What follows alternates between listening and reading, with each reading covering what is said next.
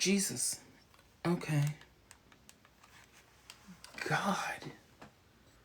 Why did I have it so sandblasted? Whatchamacallit? Dear Lord, that was so bright. Okay. Hey, Nix. Let's see what our background is going to be today. Oh, I look a mess. Hey, Catherine. Let's see. Gotta find my way back, way back. Okay, so I actually downloaded some pictures. Let's see if it's going to... Oh, of course.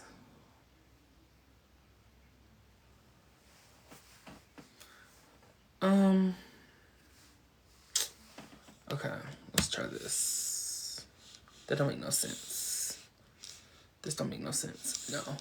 Ugh. Why can't I control it? Hey, Mia. Hey, Leia. This is... Okay. Oh, God damn it. Okay.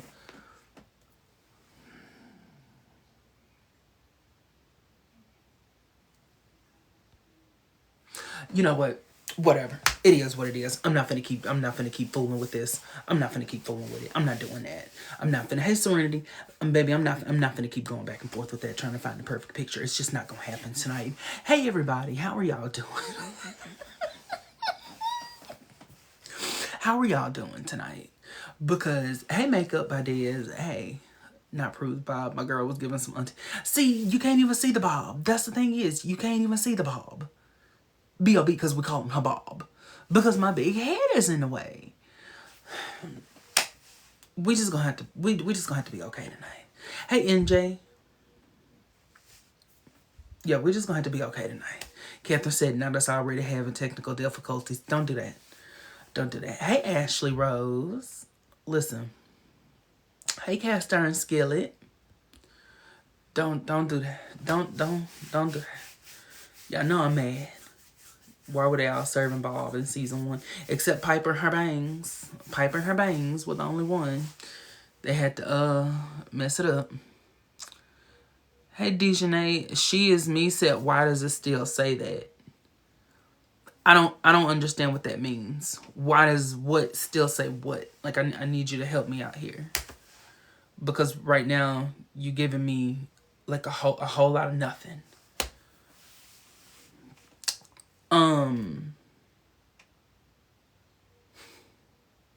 So as you can see, so okay, let me start from the beginning. If you follow Ryan B, which you should, if you don't, thank you, Leia. If you don't follow Ryan B, then you should be.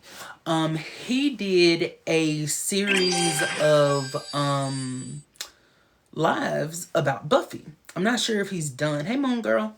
I'm not sure if he's already done it, but I know that he was, whatever. And so what he would do was every night he would cover a season of Buffy. And so I figured, since we like to talk about Charmed, we might as well do that with Charmed. So I did credit him with that. Like I even let him know, like, hey, this is what's going on. Hey, Sweet Potato. I love that we're doing this for Charmed. Yes, like I never had thought about doing something like that. And y'all know we never really have a topic. We just kind of talk. So I was like, why not? Why not? Because here's the thing about season 1.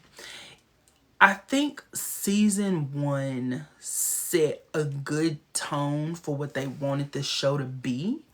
I think that the problem that they had was that they didn't have a good idea of what they wanted the rules to be just yet. If that makes any sense. Sweet Potato says season 1 was all over the place. It was. But I think they set a good tone. And I'm going to tell you why I say that. Makeup Idea said, which one of the sisters unalived the most? Girl, I don't know. Felix said, just finished watching season 1. Come on. I just started watching season 1 again last night. Purr. So then y'all have some good insight.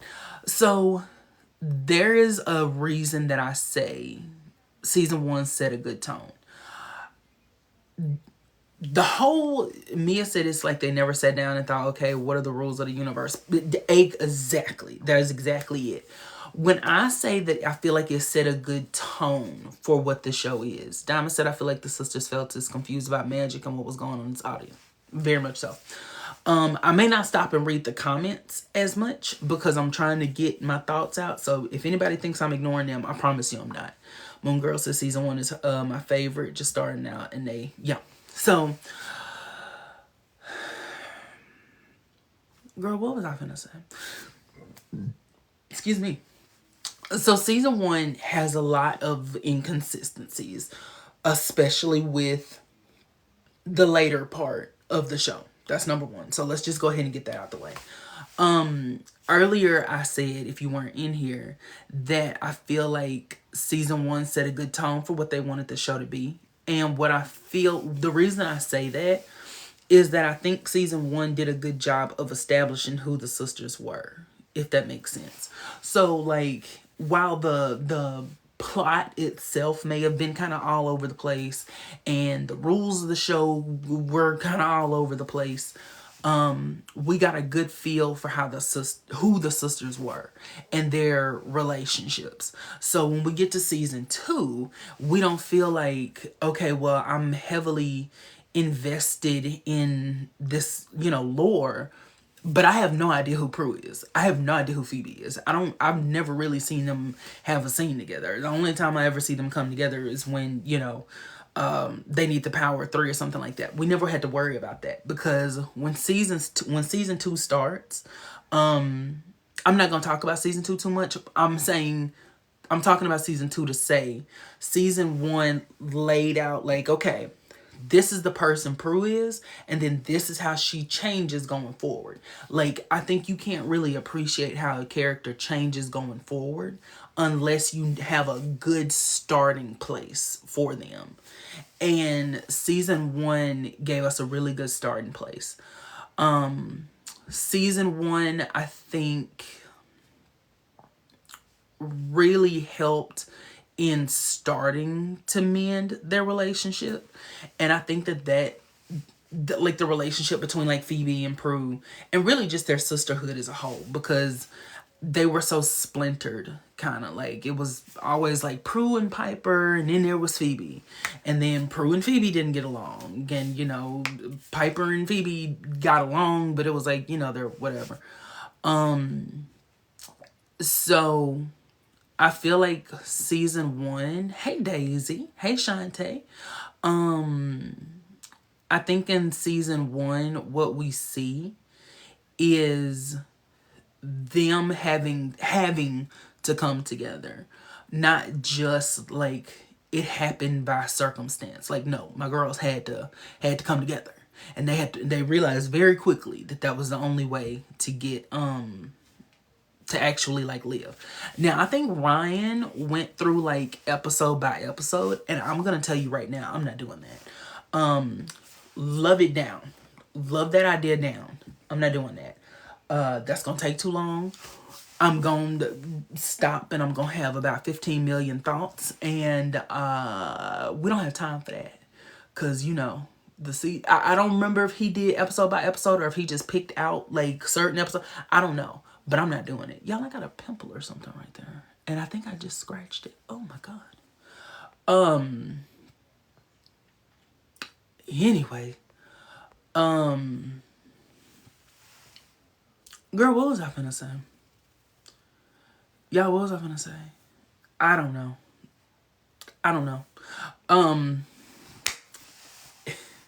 Before we get started, too deep.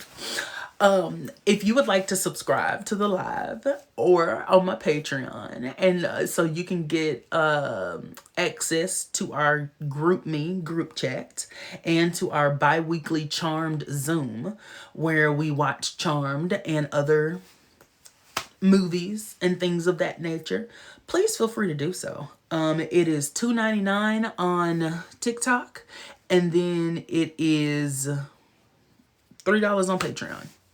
Celeste said views from 50 to 20. Probably so. More than likely. What was I gonna say? Okay, all right, let me get myself together. So when we start out the season, this is my thing about it. When we start the season off, episode 1 to me hey Aaron, sets a very, very, very good tone for the season. Like, I feel like season 1 does it for the show, but I feel like episode 1 does it for the season.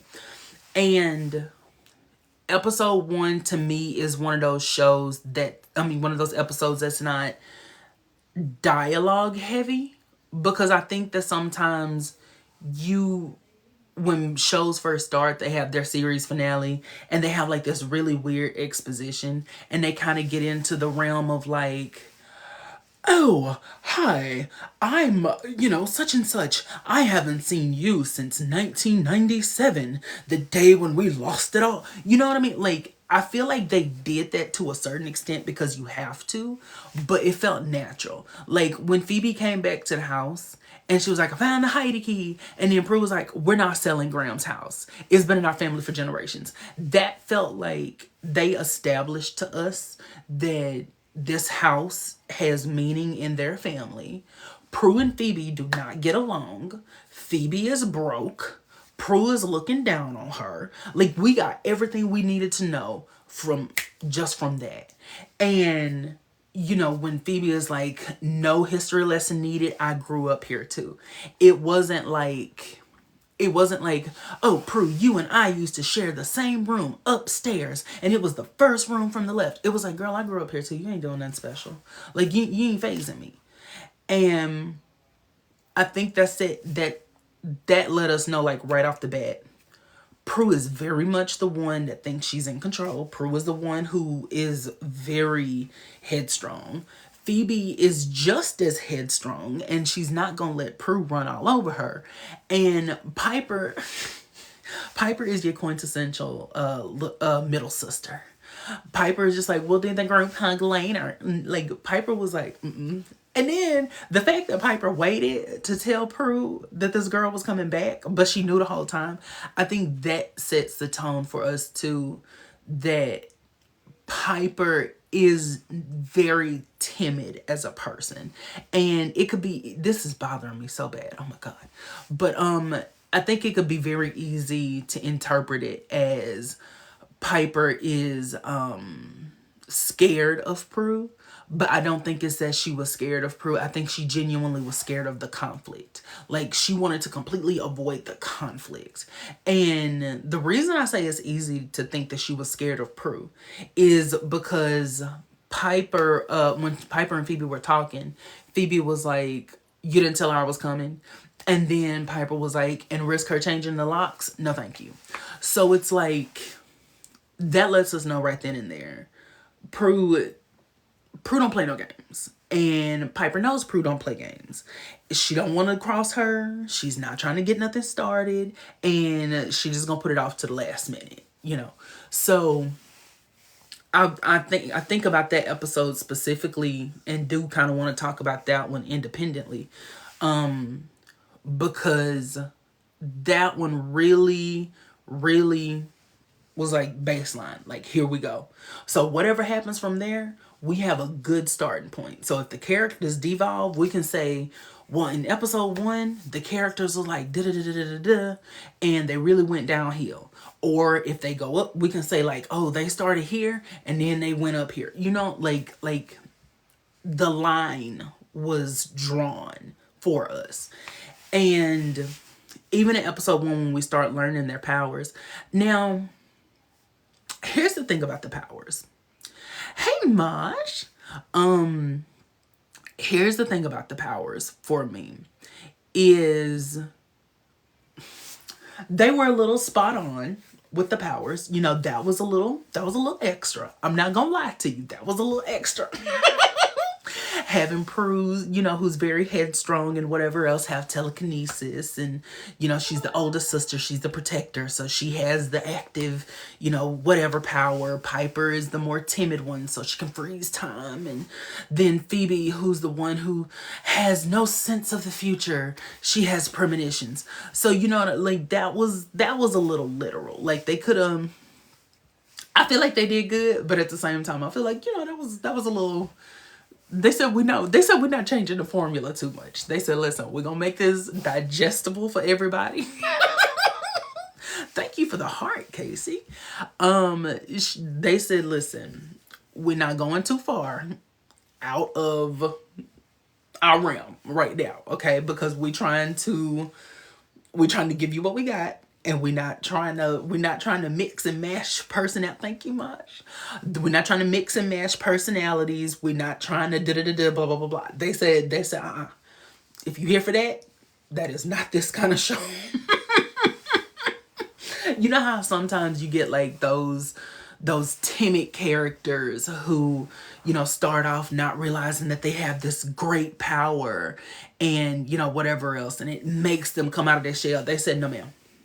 That's it. That's not what you're getting right now.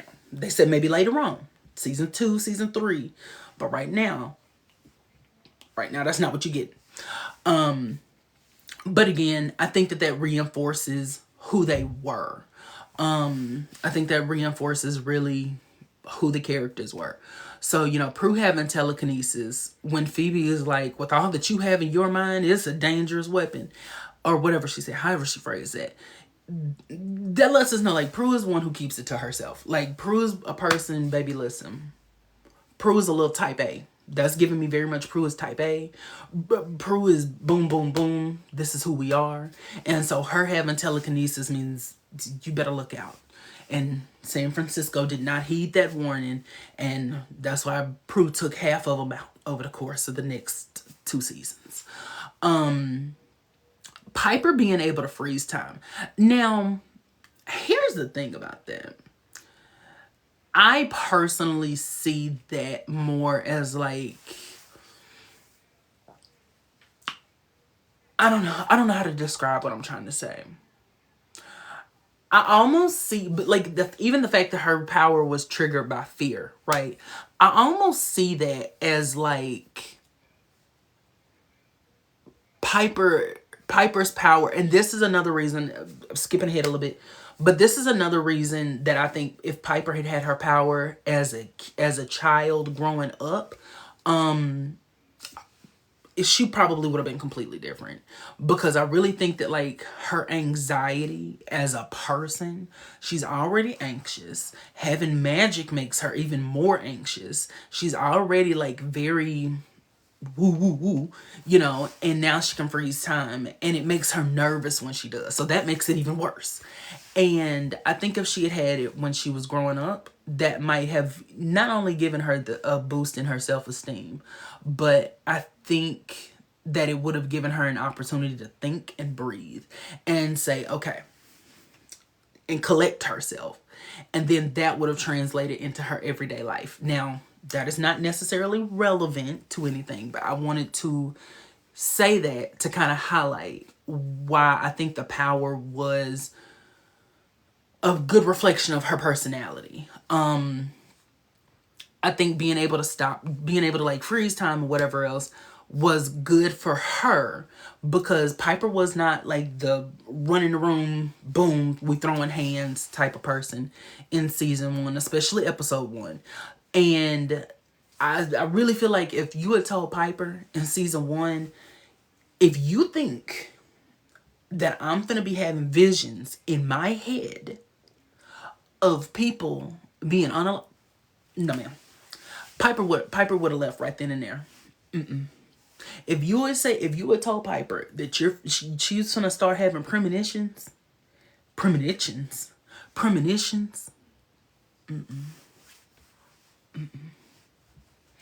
whence they came, return them now. Episode 1, Piper would have been up there with her bow. From whence they came, return them now. Vanish the words, vanish our powers. Episode 1, she would have been like, no ma'am, not doing that. The minute that Piper, but see, here's the thing, Piper wasn't gonna be riding no bicycle. That's the whole thing about it. Piper wasn't finna be on a bicycle. And the minute Piper was somewhere and she touched something, and all of a sudden, you could have kept him. You could have moved right on along in your beautiful life, because Piper would not have done that. So I think that Piper having kind of that neutral power where it's defensive. Somebody said, you mean Phoebe? That's not what I said, darling. I said Piper. I think that Piper having that kind of a neutral power where like it's something that affects the outside world, but it's not physical in nature makes sense for her. Because Piper is very much like me. Piper is finna run. Piper is finna get out. She good. We finna leave. So go ahead, let me freeze something. I don't need nobody standing up, throwing nothing at me. Phoebe having the power of premonition. Here's the thing about Phoebe having the premonitions. They love saying Phoebe has no vision of the future, that Phoebe has no direction, things like that. And by they, I mean Prue. By they, I mean Prudence. Prudence, Elizabeth Aloysius Hallowell. That is who I mean. But the thing about Phoebe is that I think her having visions goes much deeper than her having a vision for the future. I do think that her power does help her to sort of develop as a person, and I think it gives her a sense of responsibility as the show goes on. But the reason I think that power is like perfect for Phoebe, when Phoebe gets her first premonition on that bicycle, baby, if it had been Piper, Piper would have been like, no ma'am. Piper would have been like,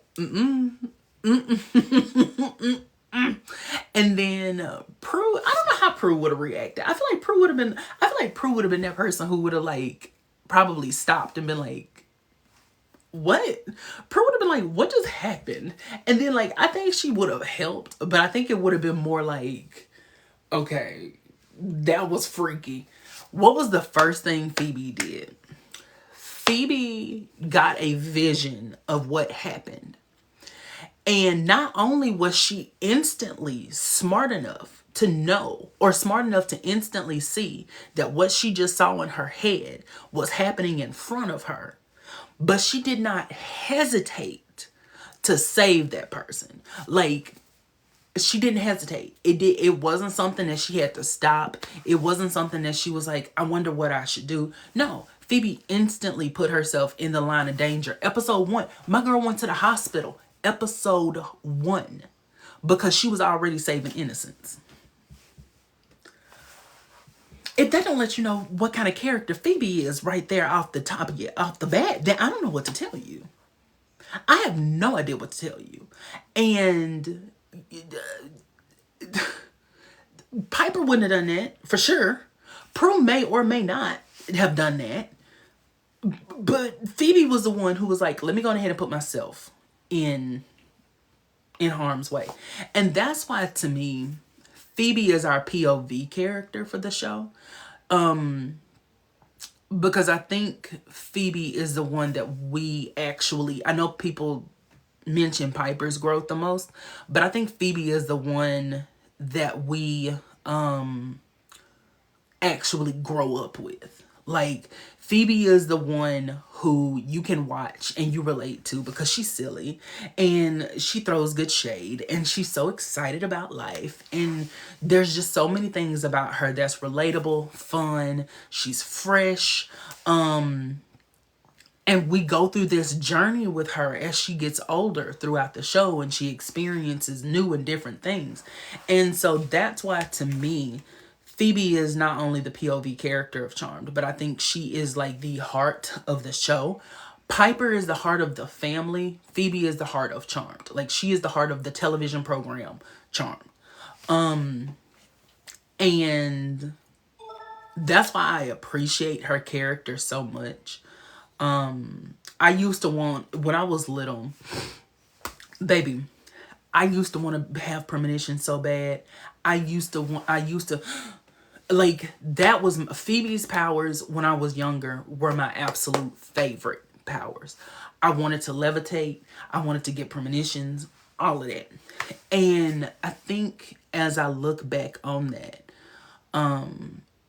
I used to, everybody who has ever watched Charmed used to pretend like we had them, right? So we're all running around doing this. We're all running around doing that. Like, all of us were doing that. I think the thing that always that drew me to Phoebe's powers is because I was very dramatic. And there was something so appealing to me about the way Phoebe's powers worked.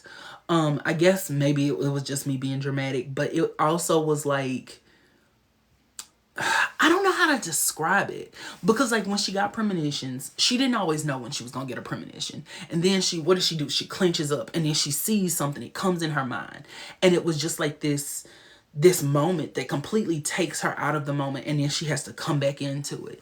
And it can emotionally affect her. It can physically affect her. Depending on the situation.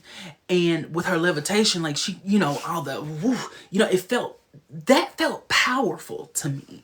And that may just seem like such a weird thing to say, but something about Phoebe getting these visions in the most random moments and then having to formulate a plan right off the bat was so powerful to me. And just how useful her power was. Like, when she saw Jeremy, when she touched the pot. First off, Prue came for her a little bit. Prue was like, you touched the pot and you saw Jeremy. Prue was like, no ma'am. She said, Prue said, I don't know what you're selling, but I'm not buying it. Prudence said, not today. She said, not on today. But all jokes aside, even though she did do that, all jokes aside, what I love about Phoebe's power is okay, so like with Javna, when she went to his little warehouse thing and she touched the door and she got that vision of him taking her out, what did Phoebe do? Phoebe got back in that van. She got back in the mystery machine and she was finna go. Phoebe was about to go. She was finna put the pedal to the metal and she was about to leave, because Phoebe was very street smart. And Phoebe was not one of those women that was gonna stand around and be like, I wonder what that vision means. Phoebe said, no ma'am. She said, you can stay here if you want to. Now mind you, she was by herself. But Phoebe said, no ma'am. She said, not on today. Phoebe got out of there. Phoebe ran. I think she dropped the stuff in her hands. Phoebe said, I'm not doing this today. And I think what's interesting is, like, I think later seasons Phoebe probably would have, like, had a little spell ready, a little jingle. But at that time, they didn't even know they could write spells. So, but as I'm talking about, like, their personalities and things like that, their relationships, I think, are really at the forefront in this season. And I think they kind of have to be. Their dynamics. Because the thing about a show with sisters, whether it's sisters, whether it's friend groups, whether it's people who are just coming together, like, whatever the case is, you have to establish relationships. You can't just be like, yeah, we grew up together and so that's just how it is. No, like, you can't tell me that. You can't tell me that Prue and Phoebe have a strained relationship and then we don't ever see evidence of that. No, Prue and Phoebe got a strained relationship. And we see that from jump. We see that as soon as we come into the cut. And as we go on, we start to see their relationship, like, blossom. But baby, episode 1, Prue wasn't having it. Prue was not having it. She reluctantly brought her that blanket because she was like, girl, whatever. Because it was just in her to protect Phoebe. So it was like, okay, whatever. she was like, girl, take this blanket so you don't be cold, you know, because she's like, the underlying thing is they're still sisters. She still loves her. Yeah, I may want to, you know, take you by the neck sometimes and just whatever, but you're still my sister, and can't nobody bully you but me. That's pretty much what it was given. It's like, ain't nobody else gonna do nothing to you except me. And I think that's why one of my favorite episodes is of one of my favorite episodes from season 1 is The Power of Two. And I remember someone saying one time, I saw it on Instagram, they said that they didn't like The Power of Two because Piper wasn't in it. And I just I think the reason that that was so almost laughable to me is the fact that I feel like you can't appreciate a show for what it is if you're only there for one character to that extent. Like, I'm not even gonna watch this show because this character is not in it. Am I telling you how to watch the show? No, not necessarily. My personal opinion is that you can't have a great a great view of what the show is if you're picking and choosing which episodes you want to watch because a character isn't, you know, the main focus of it. Especially one like this where it's very relationship heavy, relationship driven, because you have to, like, their bond as sisters is what's gonna keep them safe. Their bond as sisters is what's gonna keep them going. And I just think you need to just, like, be invested in that a little bit, you know, from my perspective. That's just what I'm saying. And so The Power of Two is such a good episode to me because I love that Phoebe and Prue get a chance to have it out. And it's not, you don't have Piper there sort of watering it down. And you don't have Piper there being like, okay, everybody, we need to, you know, go back to our corners. No. What you want to talk about? What's up? What's good?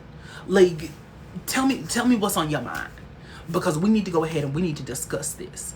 And I love that that episode happened because I think it really gave them a chance to air it out.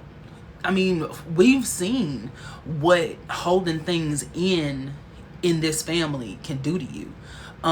We've seen that if you harbor some kind of resentment, if you harbor some, you know, ill feelings, ill will, whatever else, we've seen the way that that can manifest magically or be used by other, you know, beings or whatever, and they can come at you. So that's my thing with that. So that's why I love that episode. And I think the thing is, it gives Piper a break. That's my other thing about it. It gives Piper a break. Because I think that when you have a character that's constantly in the middle, that's constantly the, you know, the mediator, whatever else, you're putting a lot of stress on that character. And you're putting a lot of, there's value in a character like that, but I think you kind of overuse them. It reminds me a lot of Real Housewives of Potomac. And I remember when I first watched it, because I like binged it. And y'all, if I'm talking funny, I have like I bit the inside of my cheek right here. And so I'm trying not to bite it again. So I'm saying some of my words a little funny. That's what that is. So please don't think that I'm, you know, like whatever, slurring my words. But what was I trying to say? Real Housewives of Potomac, it kind of reminds me of that, where like season 1, Giselle was like put in the middle of the show, like she's the pot stirrer, her and Ashley, but then it's mainly Giselle. I think that put a lot of stress on Giselle going forward, to where if something good or bad happened, Giselle is gonna be in the center of it. And I kind of think that Piper gets that treatment a little bit, where there was so much stress on the fact that Piper is the middle sister. Piper is the one who keeps them going. Piper is the one who X, Y, and Z and blah, blah, blah, blah. So I think they needed to have that discussion without her there. They needed for it just to be the two of them. And I really think that that's what ended up helping them have such a good relationship going forward. And I love that Piper just got a chance to go relax. Like, Piper was in Hawaii. Child, Piper was living her best life. And I love when characters get that chance to rejuvenate, because especially with what they have going on, like, what was Piper supposed to be sitting there doing, child?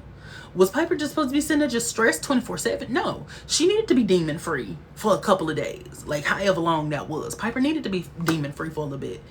And I just love episodes like that. And season 1, I think, really establishes, like we were talking earlier about like who they are as characters. I do want to stop real quick and take a break and just say, because I don't want to keep talking like straightforward, I do want to say one thing.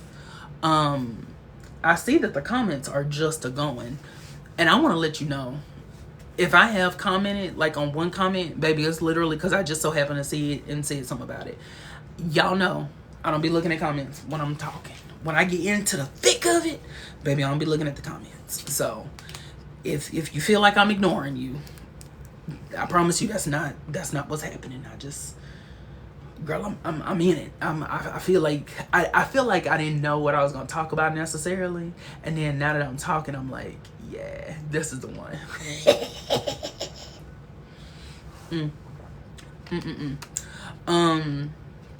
There will be a certain point where I probably will let like somebody up to talk. So, but for right now, I'm the Beyonce of the group, and you'll just have to be okay.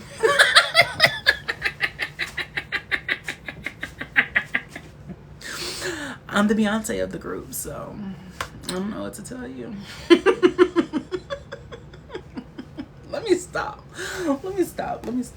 I'm so extra for that. That was so wrong of me to say.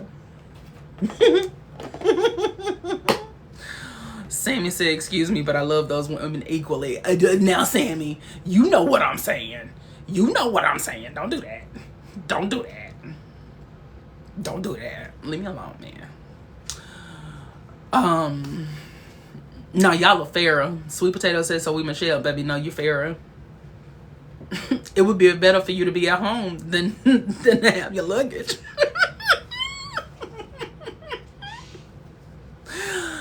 Oh, God.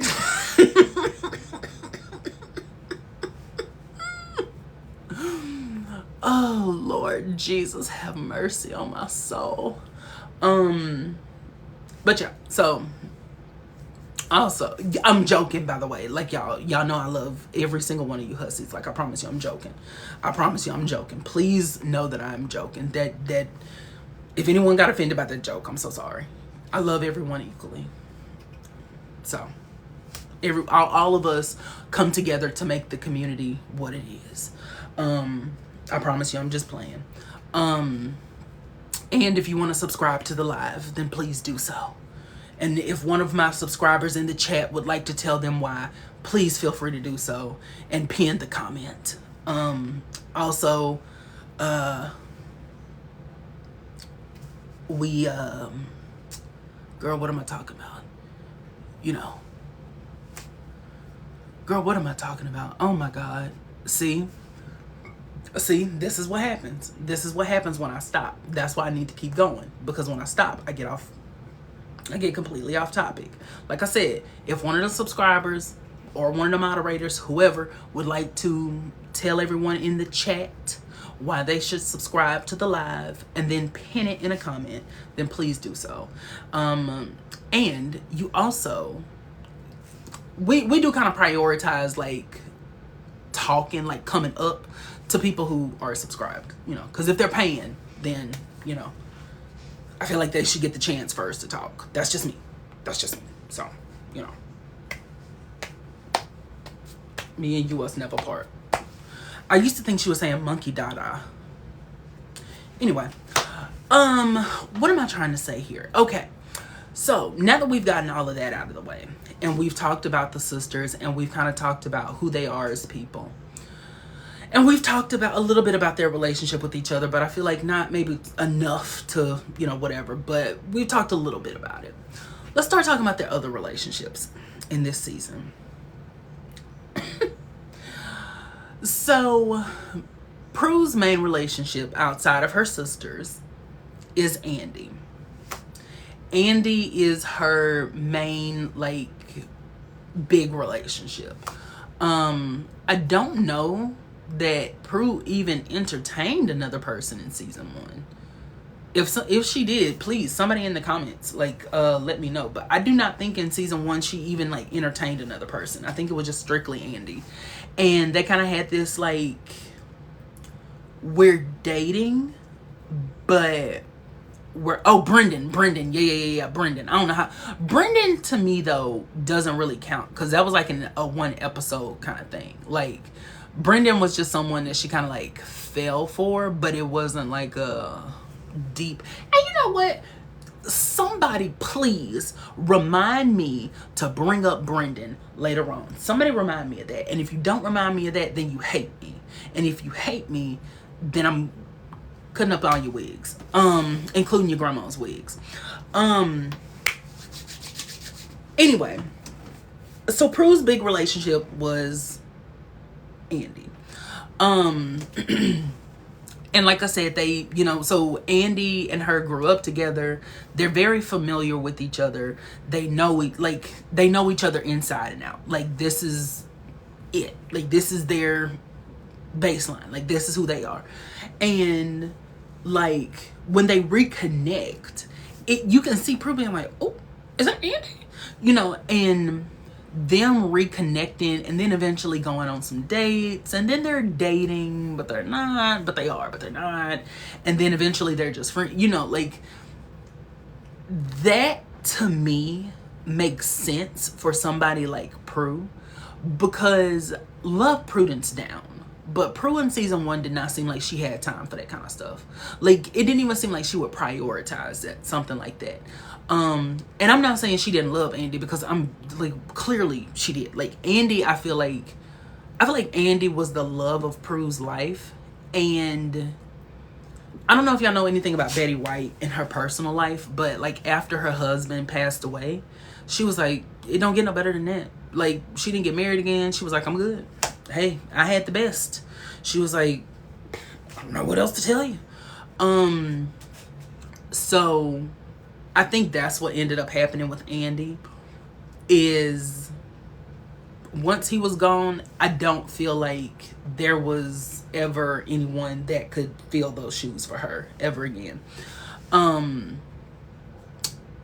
in season 1, you can, like, Andy and Prue felt like they grew up together, if that makes any sense. Like, I think that's the other thing that season 1 got really, really, really good, was the casting. Because, okay, we all know that there was a different actress that played Phoebe in the original pilot. There was also a different actor that portrayed Andy in the unaired pilot. Andy was cute. The Andy guy was cute. Like, he was okay. Do I think that he was setting the world on fire? No, I don't. But he was okay. I don't think it would have worked long term, but he did okay. Lori Rom,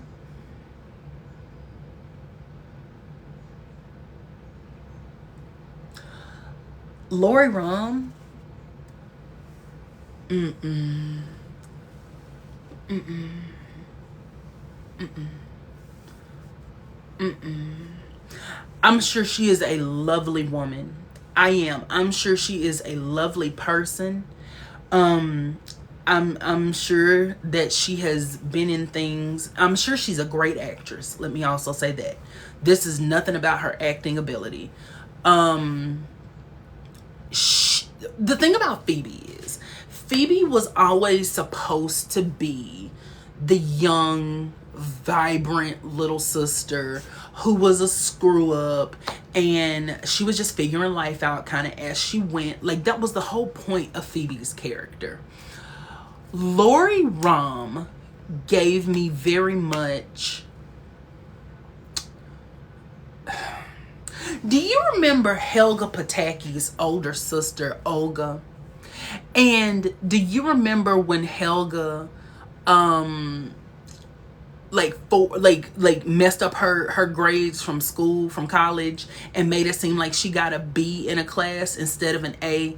And remember, like, Olga went into like a depression, a full-on depression.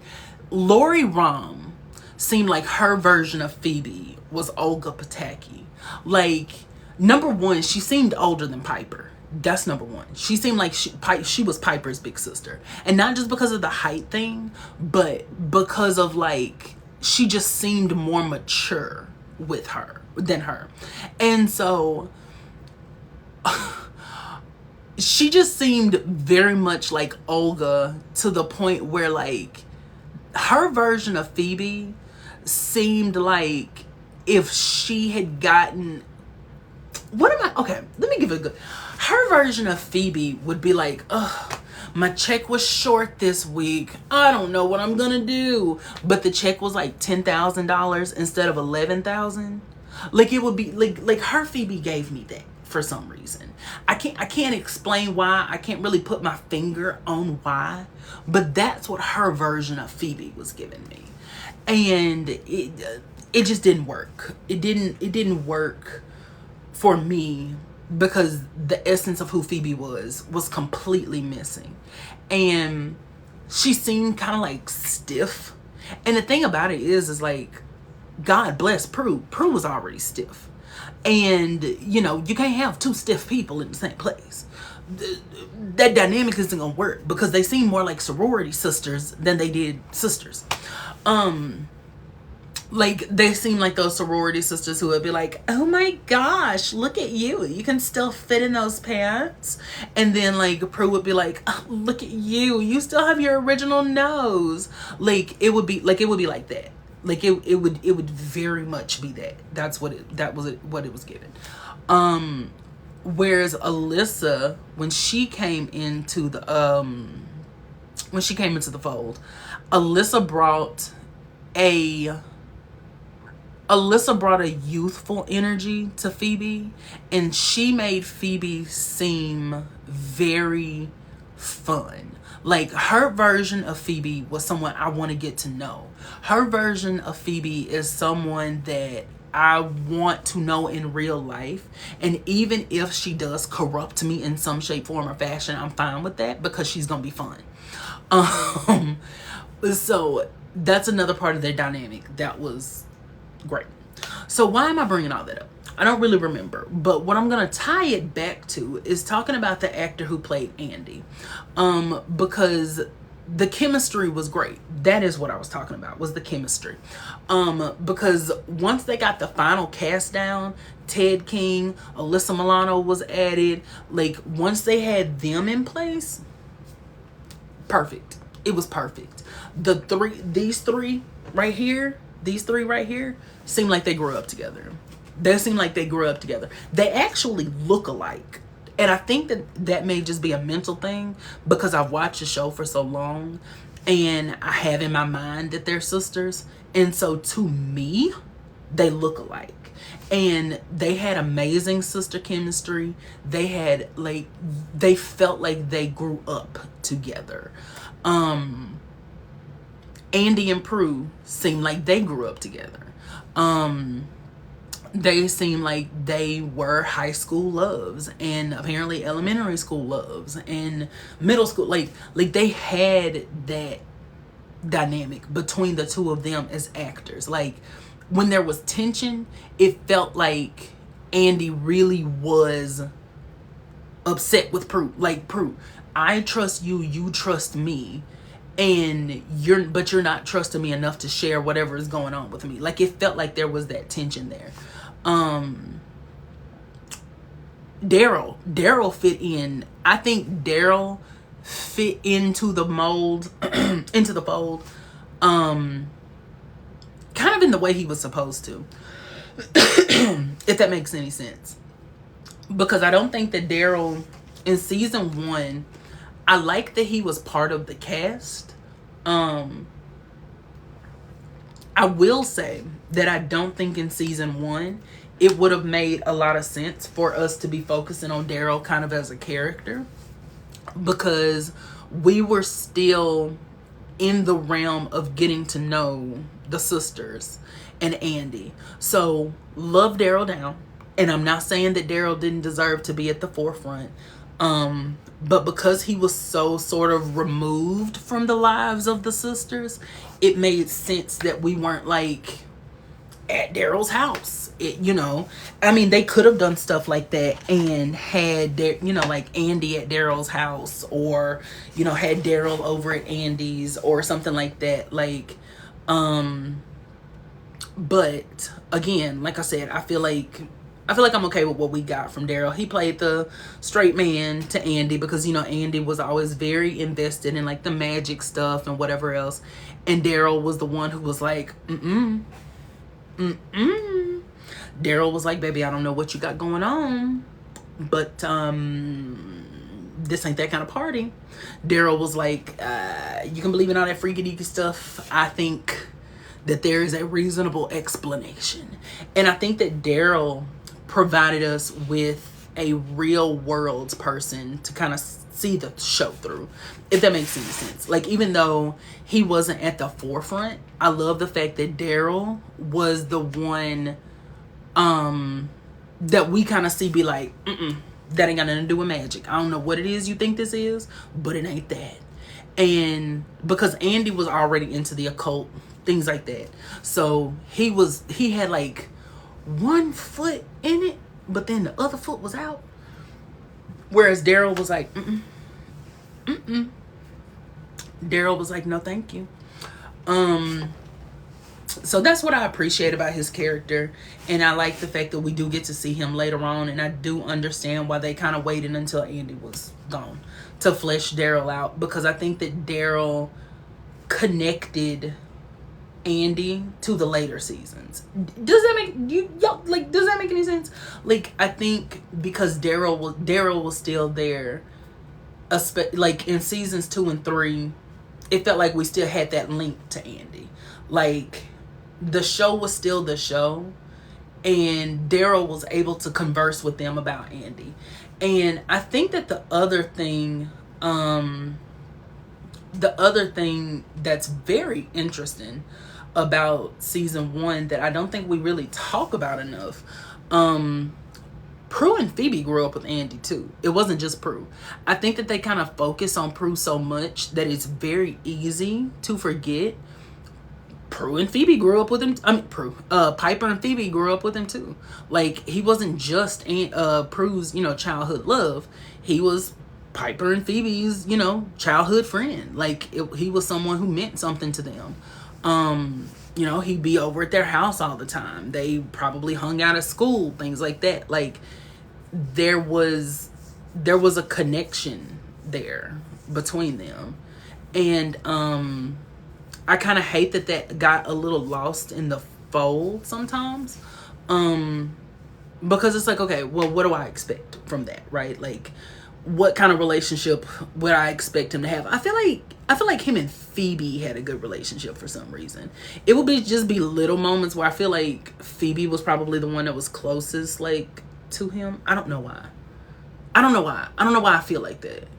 Andy literally said Piper was like a sister to him. Well, I still feel like it was Phoebe. I'm just joking. I mean, I'm serious, but I'm just joking. To me, I don't know. Maybe if I go back and watch it, I'll see it a little different. But I mean, even with that, hey Tarante, even with that though, it's like all of them, like Phoebe and Piper were probably like sisters to him. You know what I mean? Like, Andy seems like he would be the cool big brother. Like, he seemed like he would be the one that he like probably, I don't know. I feel like I feel like he probably like snuck Phoebe some beer or something like that. You know, probably like brought it, you know, like was like, I didn't want to do this, Phoebe, but here you go. Like, I don't know. I don't know, man. I feel like he would have done something like that. But let me tell you why I say that. Not because he wants Phoebe to get drunk, but he wants to know that Phoebe is safe, if that makes any sense. Because he knows that she's gonna do it anyway. So he's just like, I'm gonna be the one to facilitate it. I don't know. I get that vibe from Andy. I don't know, man. I don't know. That's just me talking out loud. Like, please don't, you know, don't take that to the head.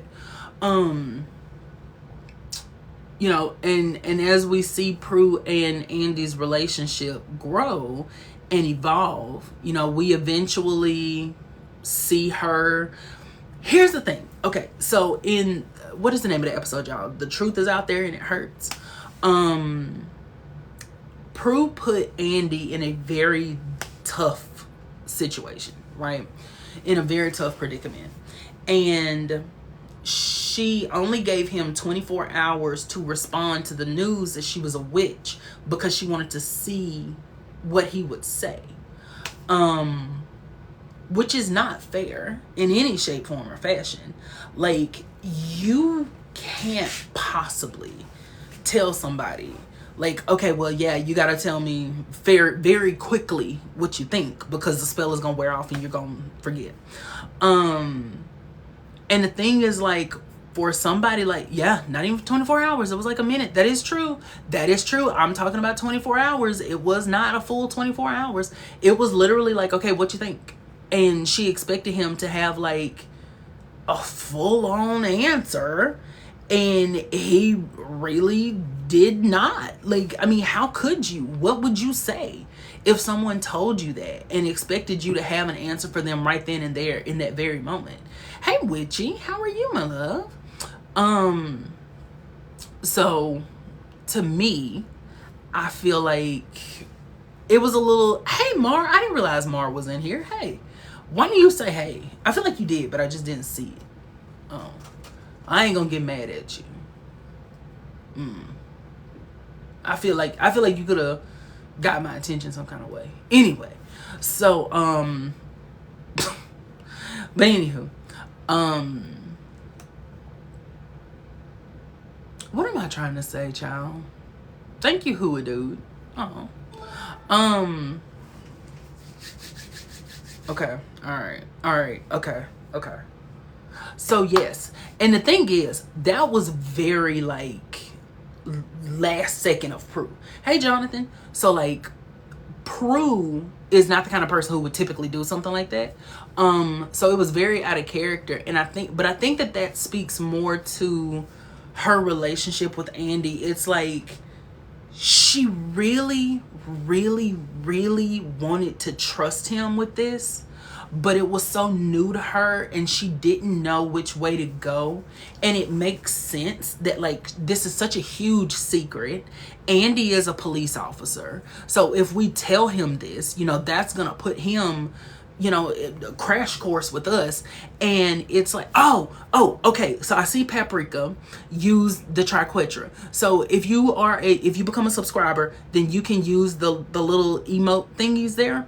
And Mia, if you are still in here, I added the Balthazar one. I think it was Mia. Mia is the one who wanted the Balthazar one. So there should be a Balthazar one in there. So you get to use the little emotes. You get to do that. You get access to our group chat, and you get access to our bi-weekly Zoom where we watch Charmed and things of that nature. So, you know, and we have a goal of 66 people and we're at 63. So if you would like to help my OCD meet the goal, then please feel free to subscribe, or you can subscribe to my Patreon. And yeah, so that's enough of me trying to plug that for right now. But if my subscribers would like to plug it, then please do so in the chat. Girl,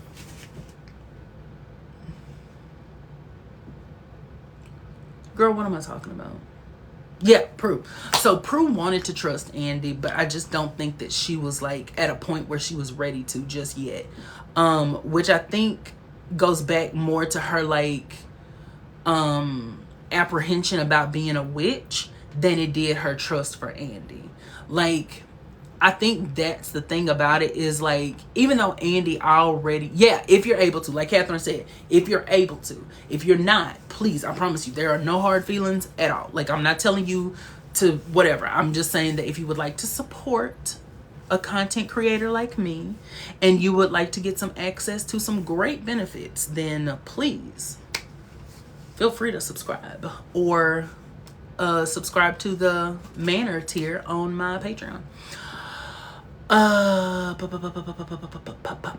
and we're gonna be doing a Q&A video in the next like week or so. So if you want to submit some questions for the Q&A, be a member of the Patreon or be whatever, and you can ask me any question. It ain't just got to do with charm. You can ask me any question within reason, because let's not go crazy. But yeah, so that's really what I love about their a 24-hour watch party. No baby, we get together for a couple hours just like we do with the live, and we just watch some Charmed. We have some discussion. Let me stop for a second because I do want to say something. I do want to say this. The reason that we have the Zoom is because here on live, I can't always bring everybody up. Everyone who is a subscriber, there's like this follower count that you have to have whatever to come up. And so not everyone can come up. So that's why we have the Zoom, is so that everyone can talk.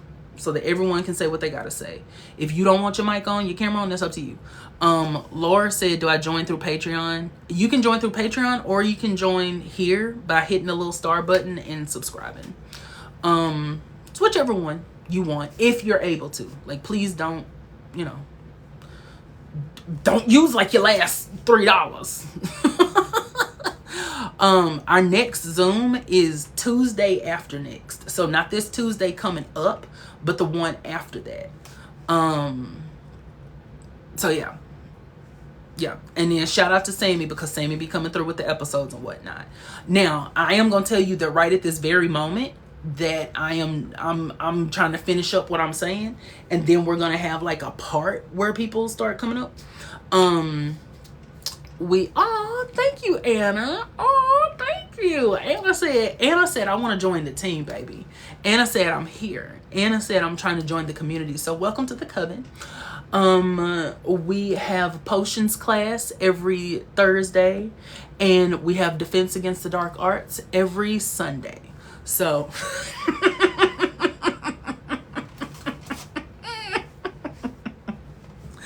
thank you, Anna. Thank you for joining, my love. And I'll send you the group me link after this. But yeah, like I said, that's why we do the Zoom, is because of that. That's why we do the Zoom, is because it's been fun, y'all, but I gotta go get ready. Okay, well, it was great. I'm glad you were here. But that's why we do the Zoom, is so that everyone can, get a chance to talk if they want to. And we don't have to worry about like mincing our words, if you know what I mean. So there's that.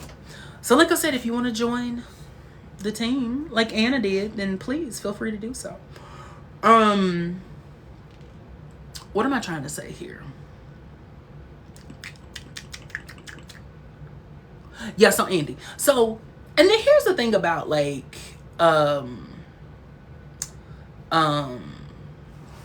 makeup ideas. And so here's the thing about wait. Yeah. So here's the thing about Piper's relationships in this season. Piper, I feel like, yes, POG does mean power of Galen. Yes, it does. Power of G. It means power of G, because someone that I follow on here said the power of G will set us free. And I was like, oh my God, that is so perfect. And I actually put their name on my Patreon so everyone can like know where I got it from, because it's not me. It wasn't my idea. It was someone else's. So I, of course, credit them with that, because baby, that was all them. Anywho,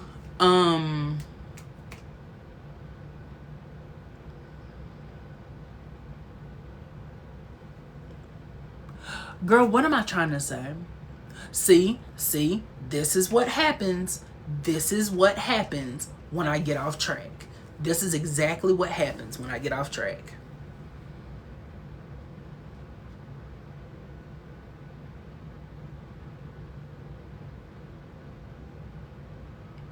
Piper's relationships. Yeah. So Piper, I feel like, has some interesting little dalliances in season 1. So, there's that guy. Okay, let's start from the beginning. So first off, Jeremy. When Piper was talking to Phoebe, I don't know why it was so funny that she like whispered it, but she was like, "Hey, that's my boyfriend." And I was like, "You what? It was your what?" I was like, "Speak up, baby. It's your what?" And Jeremy is so interesting because like he was playing Piper for months, apparently. Like he was playing Piper for months. And Piper had no idea. He was just as sweet as he could be, just as sweet as pie. And it's so funny to me that they go through Piper initially to get to the magic, or at least Jeremy does. Like, that's so interesting because in later seasons, as they develop, it's Phoebe that they go through. I say in later seasons, even Victor and the shapeshifters try to go through Phoebe. So it's so interesting that from the very beginning, Jeremy tries to go through Piper, because I almost feel like he would have done better if he went through Phoebe. But not really. Like he still wouldn't have succeeded, because that would have kind of the show wouldn't have had its own premise. But it's so interesting thinking about it that he chose to go through Piper, because I feel like he saw Piper. I feel like he almost saw Piper as like the weakest one. Galen is not saying that she was the weakest one. I'm saying that I feel like he looked at her as the weakest one. Like, I feel like he looked at her like, okay, this is gonna be my end. I'm gonna get her power, and then I can go to her sisters. Sammy said maybe it's because Phoebe wasn't there to go for it. That is a very good point, because Phoebe wasn't. But I assume I can't make that assumption, because I can't make that assumption that Phoebe was there, because even though they met at the time, I think they met when Grams was sick. I think when Grams was in the hospital, that doesn't mean that Phoebe like knew him, because Piper was like, "Oh, that's my boyfriend," like basically being like, "Yeah, girl, that's him." So so maybe Phoebe like knew about it. Like I feel like Phoebe knew about Jeremy but didn't know Jeremy, so he probably didn't have an opportunity. That's a good point. See, now you got me thinking. But that's why I think like in the beginning he probably thought Piper was like the weakest one and was the one that he could, like get the end with. I know I just did a lot of rambling just then, so give me a second to kind of like regather my thoughts. Oh, thank you for the eyes, child. Manifesting. Why are you not following me back? I feel like you don't like me. I feel like you hate me.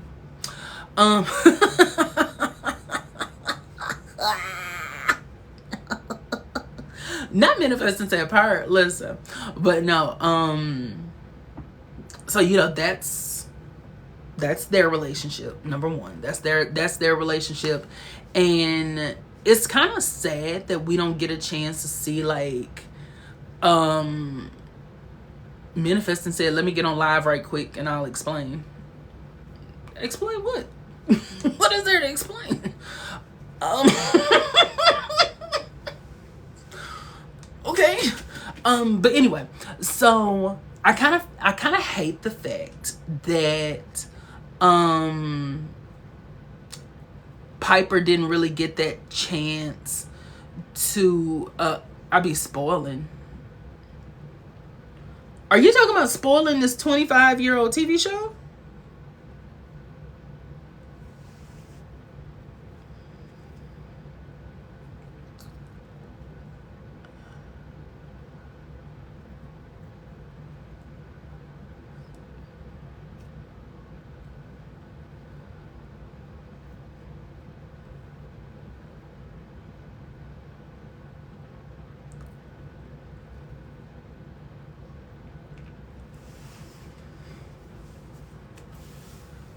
Goodness.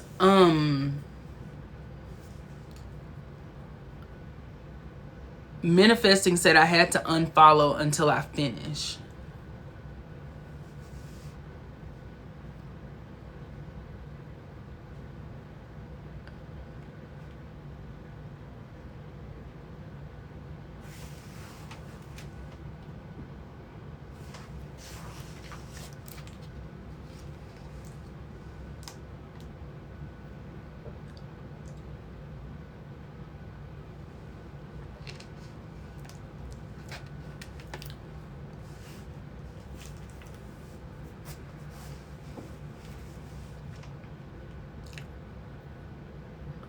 Well, you might be really, really upset to learn that I'm going to talk about the ending of Golden Girls that ended in 1992.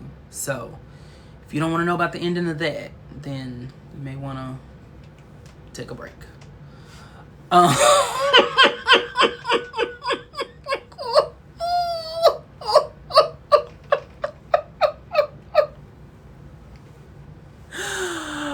Oh God, that is so funny. That is so funny. That is hilarious to me. Anyway, so Piper, what was that man's name?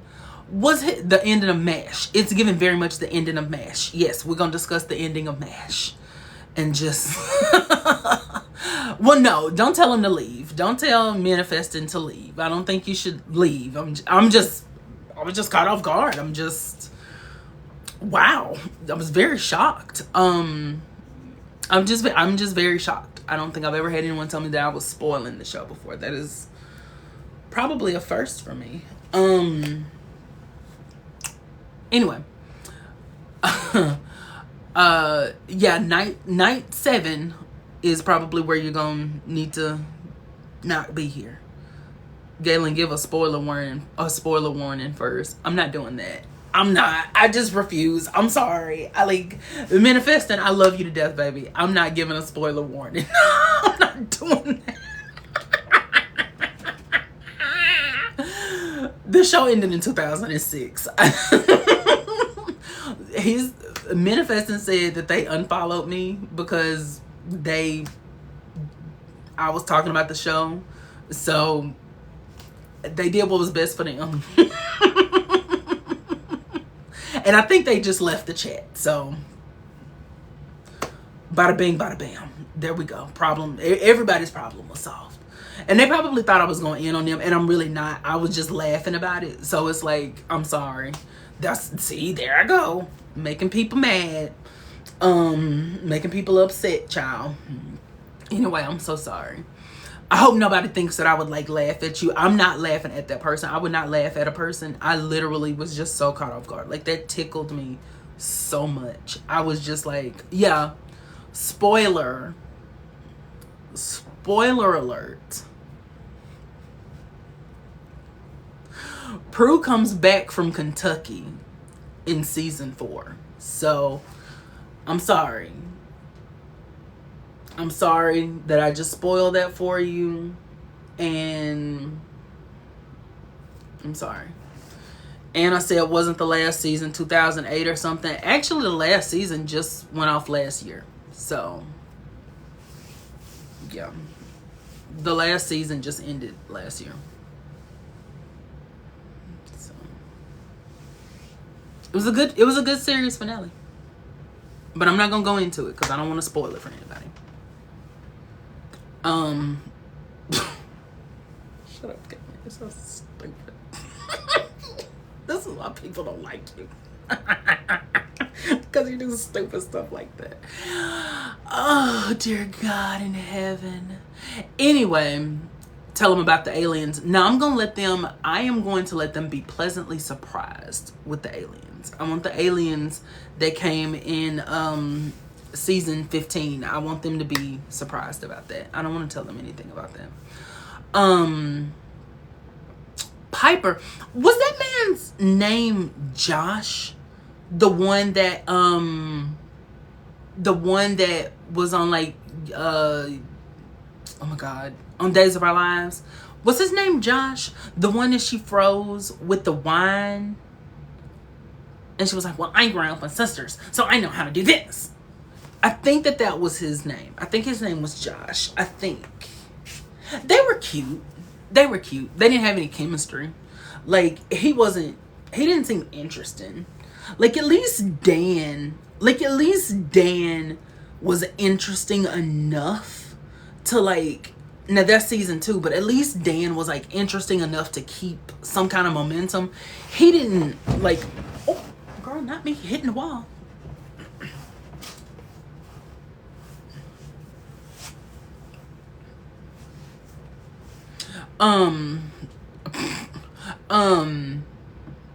Yeah. So they were cute. They weren't gonna last. Like, it wasn't you know, like he was just there. Mark the ghost. I know everybody goes up. Hey, lovely Eilish. Denise. I love saying that. Denise. Oh. Hello, Denise. My name is Denise. My name is Denise. Howdy ho. Anyway, so let me stop. Before people think that I'm like not heterosexual, and then people are gonna be like, oh my God, he's not hetero. And I'm gonna say, I am very much. And yeah. Anyway, God, I just be on here embarrassing myself for no reason. Just because it's a day that ends in Y. What am I trying to say here? I know people go up for Piper and Mark. And had Mark been alive, did you say straight as a ramen noodle?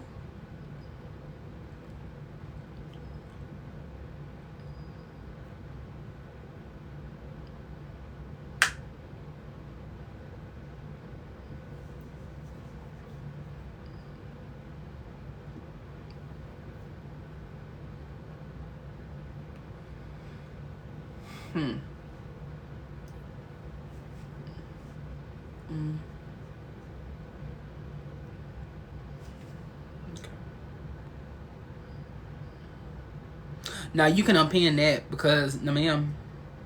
You can unpin it. No ma'am. Anyway.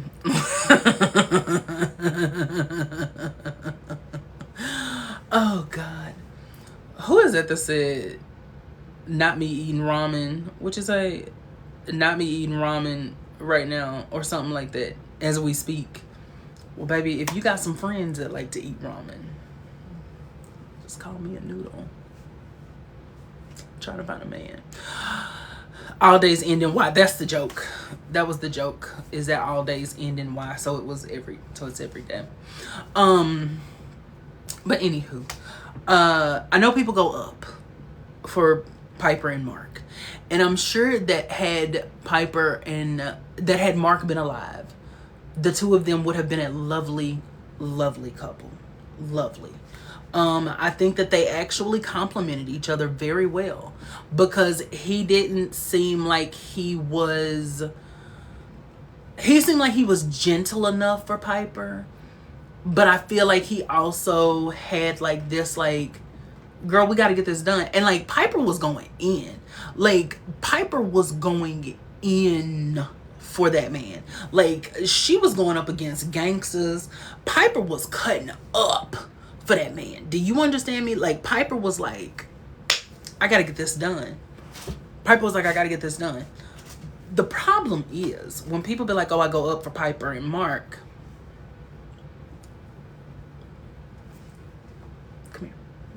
Come here. Mark wasn't alive, baby. I know that's crushing. I know that's a crushing blow. And that may be a spoiler for some people. But Mark wasn't alive. And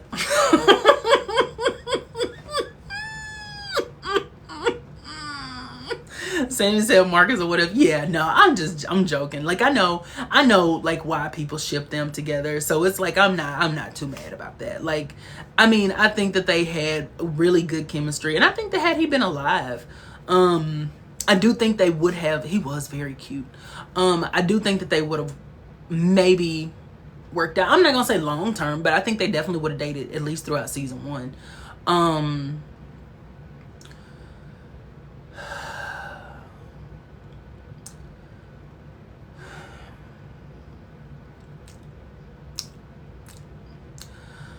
So if we're gonna talk about season 1 and Piper's love life, then we gotta talk about Leo.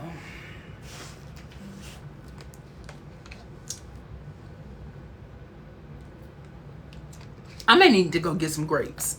Actually, I may need to go get some grapes to talk about Leo. I may need some grapes because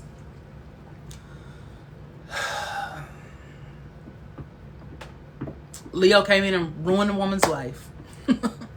Just came in and just ruined it. I do need something stronger than water. I absolutely do need something stronger than water. Sweet Potato, why don't you go ahead and subscribe to the live?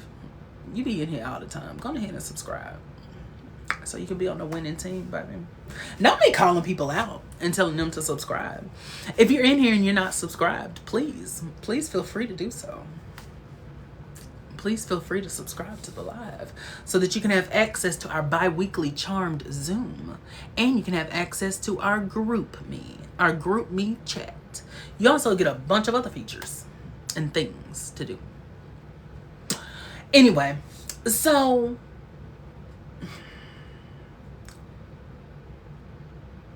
I feel like, hey Jerry, I feel like it's hard for me to talk about Leo without acknowledging his role in the show as their white lighter. I've seen a lot of people that say it makes sense that Leo worked from the background because they had to learn how to be witches themselves. For me, that does not make sense. There's one thing to let them go through like something by themselves maybe once or twice, so that, like, I could see maybe like after Phoebe has the premonition, or like up to Phoebe having the premonition about the lottery premonition is probably where I would have cut it off and been like, okay, now it's time for their white lighter to come in. Like, for me, for Galen, that would have been the point. Because like I can understand them needing to learn lessons about personal gain. I can understand them needing to their bond, whatever, when the power 3 first manifests. Like, okay, that's fine. Yeah, I'll give you the first couple episodes. I'll give you the first 2 or 3. By episode 4, thank you, Tracy. By episode 4, oh, well, thank you, Makeup by Diz. Oh, thank you, Makeup by Diz.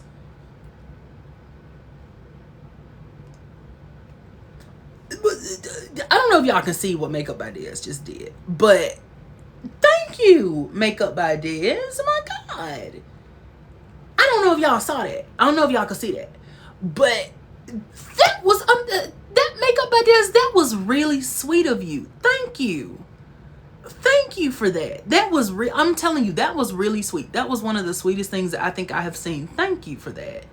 That was really nice to let those people, like, thank you. That has just restored. Oh, Blake was one of the people. Oh.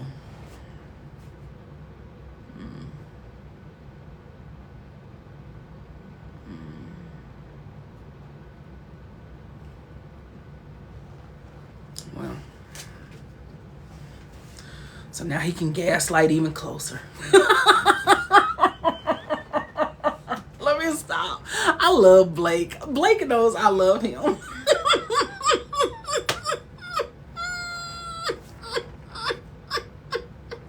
Blake, you know I love you. You know that.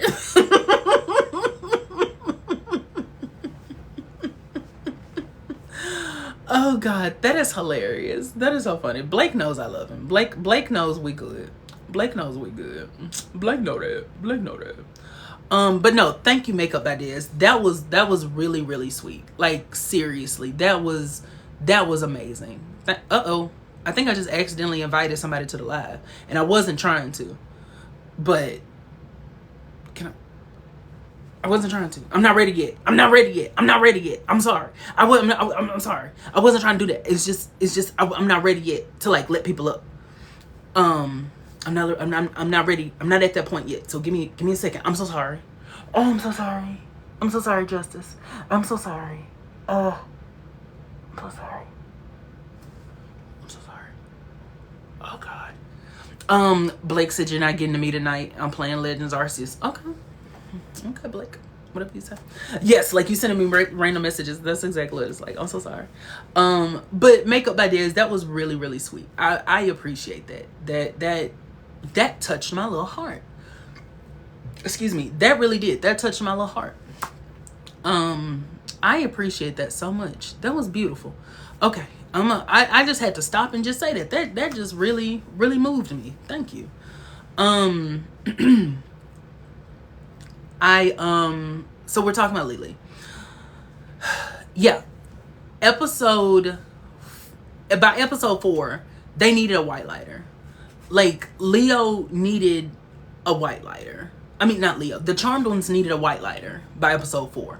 And when people say that they don't understand why...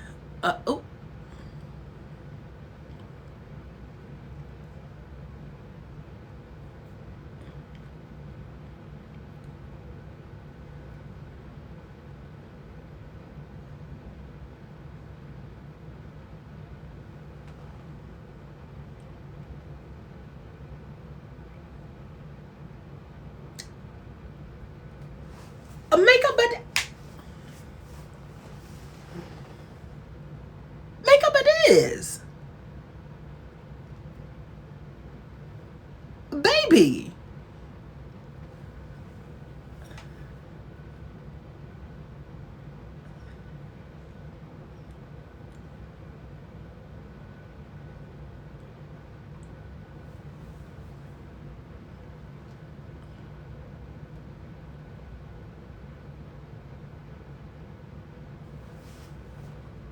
Makeup Ideas. Thank you. Number one, I didn't even realize that we could like buy subs. They just came to me when we hit 10K, and I didn't know that we could like buy them. I'm assuming you bought them. Makeup Ideas, thank you. I cannot, like, I know I'm not those people that you just sent it to, but that is like, that is beyond, like,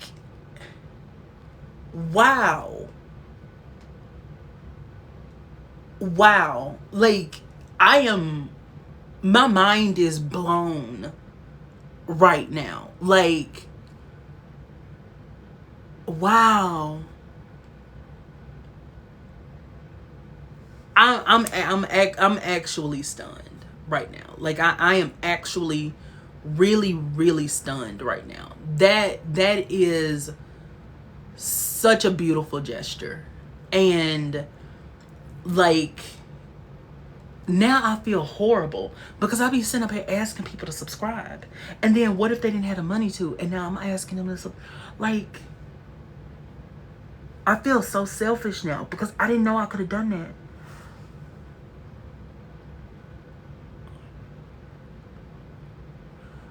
And it's not about me. That's not what I'm saying. I'm just so like, I am just beyond like grateful that you chose to do that. Like, that is beautiful. that you did that. Thank you.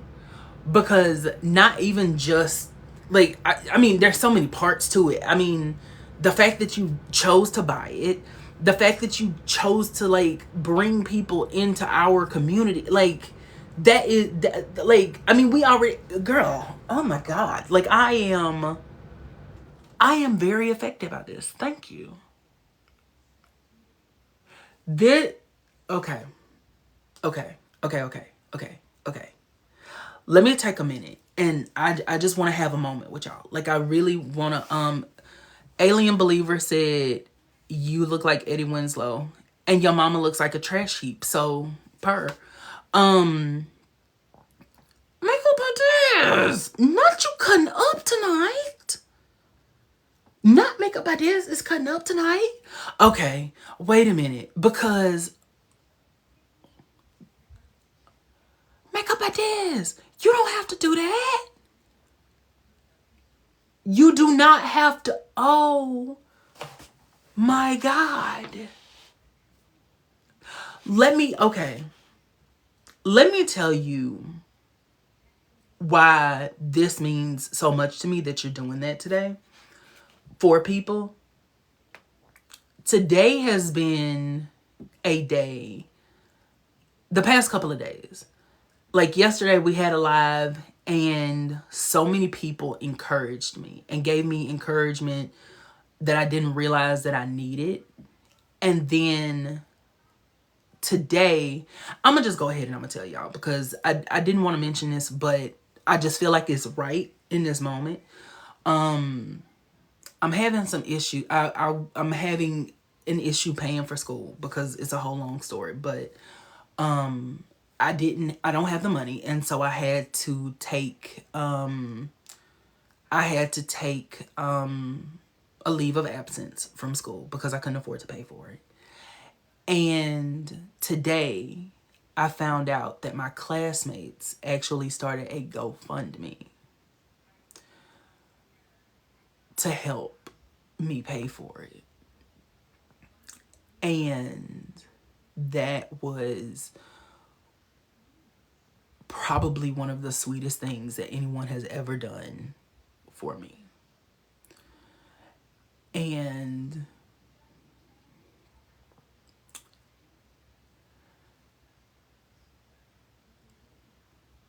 I don't have a lot of money right now. And I'm not really able to do the things for like my followers that I want to do. I'm not really able to like give the way I want to. And so that's why I'm so grateful that they choose to like help me with things like subscriptions, things like that. Like that's where the money from this goes. It goes to save a savings account for like a camera and things like that. And that really touches me right now that you chose to do that, because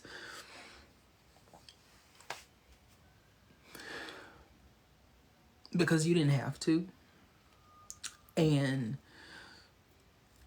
you support me, but it also, I think, speaks to just the person that you are, because, you know, I feel so guilty and I'm still working my way through that, trying to get on here and plug Patreons and things like that. And I try to say it because I'm trying to get out of the mode of feeling bad about it. And you doing that makes me remember how like tight we are as a unit. And I'm just very thankful to you, because we don't know what people are going through. And we get on here and we laugh and we talk and we cry and we whatever else. And but we don't know what's happening in someone's home life. Like we don't know. And And there may be somebody who wants to like support, or there may be someone who wants to do something and they can't. And because I've been in that predicament myself, and it's not a predicament. I don't even know what I'm trying to say. Oh God.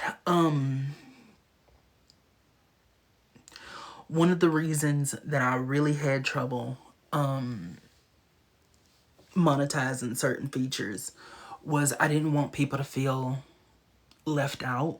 You know what I mean? Like, I didn't want people to feel like, oh, I gotta be behind a paywall to talk to him or to do this or to whatever.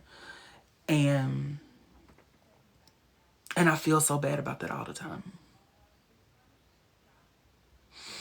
And I wish that I like,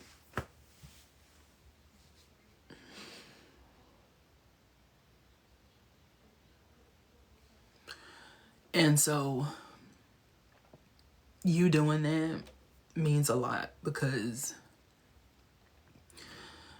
I know we take a lot from each other. Like, we get a lot of love from each other when we get on here and when we talk. And so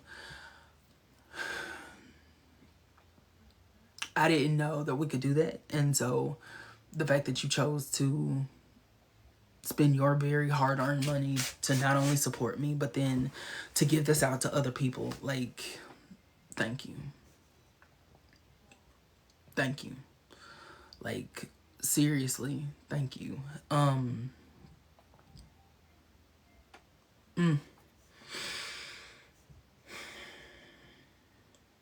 Wow. That touched me, because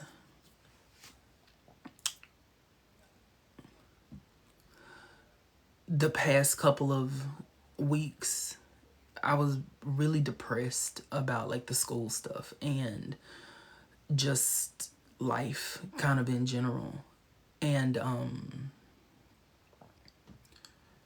what's been happening the past couple of days is I feel like I have a renewed sense of like what I want in life.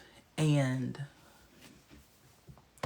I've also been thinking of ways that I can like help do something. Like, I know people are saying like they don't want me to take on too much, but that's why I keep asking, like, what do you want me to do? Like, what do you want to do? Like, what kind of stuff do you want? Is because you support me and I want to give you something. Like, I want there to be something that you say like, okay, this is why I'm supporting him, is because of that. And that's what I want. And I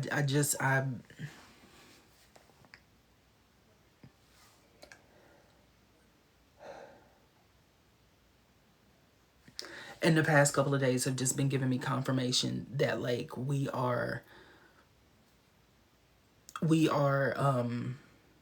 the right path. And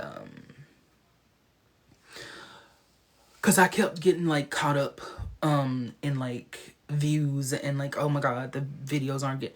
But this is what we're here for, is like for us to talk. That's why I've been going live so much more, is because like I want to talk to everybody. Like, I know we don't, like everybody can get up, but like I want everyone to feel heard and seen. And that's why I want, the group chat be going off, like the group me be going crazy.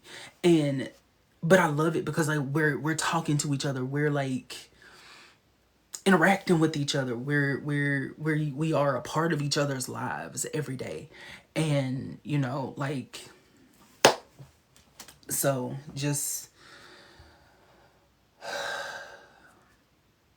thank you, Makeup Ideas. Thank you, girl. Not you got me up here crying on the internet again. Lord Jesus. That just, thank you. Like, mm,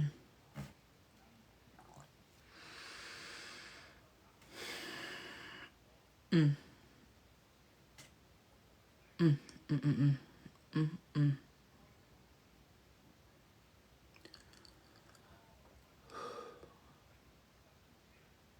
Y'all just don't, like, the past couple of days I just been getting so much like confirmation and so much just like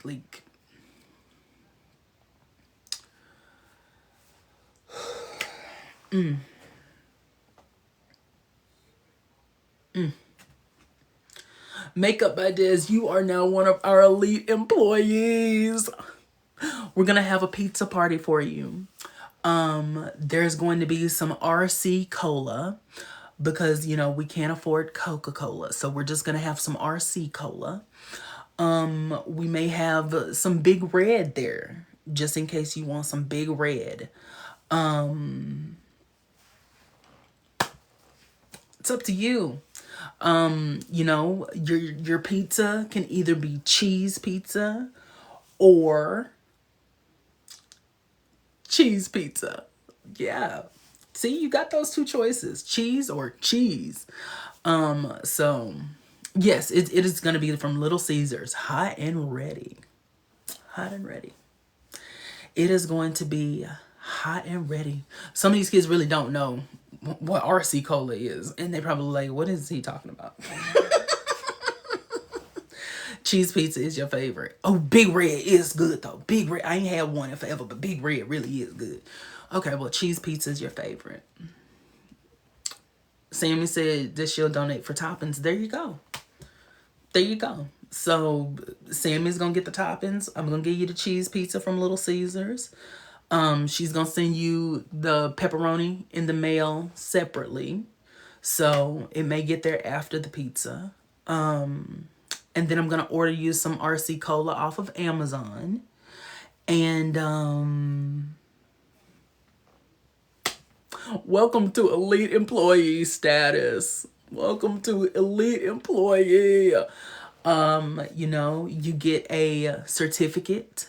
It will be an e-certificate. It will not be on paper. It is not going to have your name on it. You will have to write that yourself. But you will have a template. You will have the template. So please know that we value you. We value you as an employee. And I know that you've been working here for about 20 years. We do have a nice pen on your desk waiting for you. It is one that we got from Dollar Tree. It is, and it does say Dollar Tree on it. But you'll enjoy it all the same. You'll enjoy it all the same. So, hey Jim. Jim, I know you're just getting in here, but please give a shout out to Makeup by Dez. Makeup by Dez has just blessed some people tonight. And I know y'all probably think I'm a heathen, but I look good in blue. Thank you. Thank you, baby daddy. Thank you. I'll make a charm slogan on the door tree, on the Dollar Tree pen. Oh, God. Wow. I just kind of feel like I don't know what to say now. Like, I don't know which way to go. Just tell Makeup by Dez thank you. Makeup by Dez did a wonderful thing tonight and gave a lot of people a subscription. She gifted a good number of people a subscription. Hey Adriana. Is it Adriana or is it Adriana? Because there's a difference. And I want to say your name correctly. Yeah, Aaron, Makeup by Dez gave a lot of people subscriptions tonight, and it was absolutely beautiful. Girl had me up here crying on the internet in the year of our Lord 2024. Child, just Adriana. Okay, Adriana.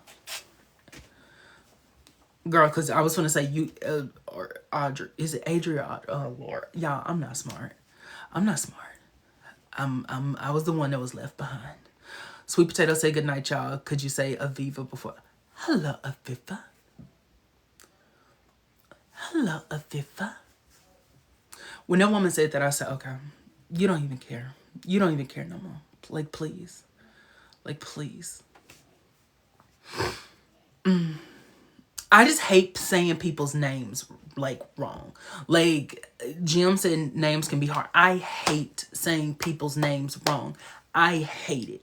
Like, it bothers my soul when people say people's names wrong and they're just like, oh girl, I'm sorry. Like, no, I want to know how to say your name. Like, tell me how to say it. Sometimes I get ahead of myself when I try to say it, and then I'm like, oh wait, I don't know if I said that right. So anyway, yeah. But yeah, because people call me Gallon all the time. And I'm like, baby, that's not my name. My name is not Gallon. At what point have you ever met a person named Gallon? Like, are you okay? Is it girl? Okay. All right. See? Anyway, that's why I always try to say ask a person how to say their name. Because, girl, we all deserve the opportunity for our names to be, pronounced correctly. And, yeah. Oh, y'all. I'm kind of hot. And I can't do what I want to do because that's going to be unseemly. And I'm not Mike. Y'all ain't going to enjoy that, child. If this shirt gets to coming off, I know y'all ain't going to enjoy that, child. So, in an assisted living facility and have a resident Galen pronounced like Galen. That's how I say my name, Galen. It's Galen. And people will be like Gallon, Glenn. And I'm like, help me understand how you took an A completely out of my name.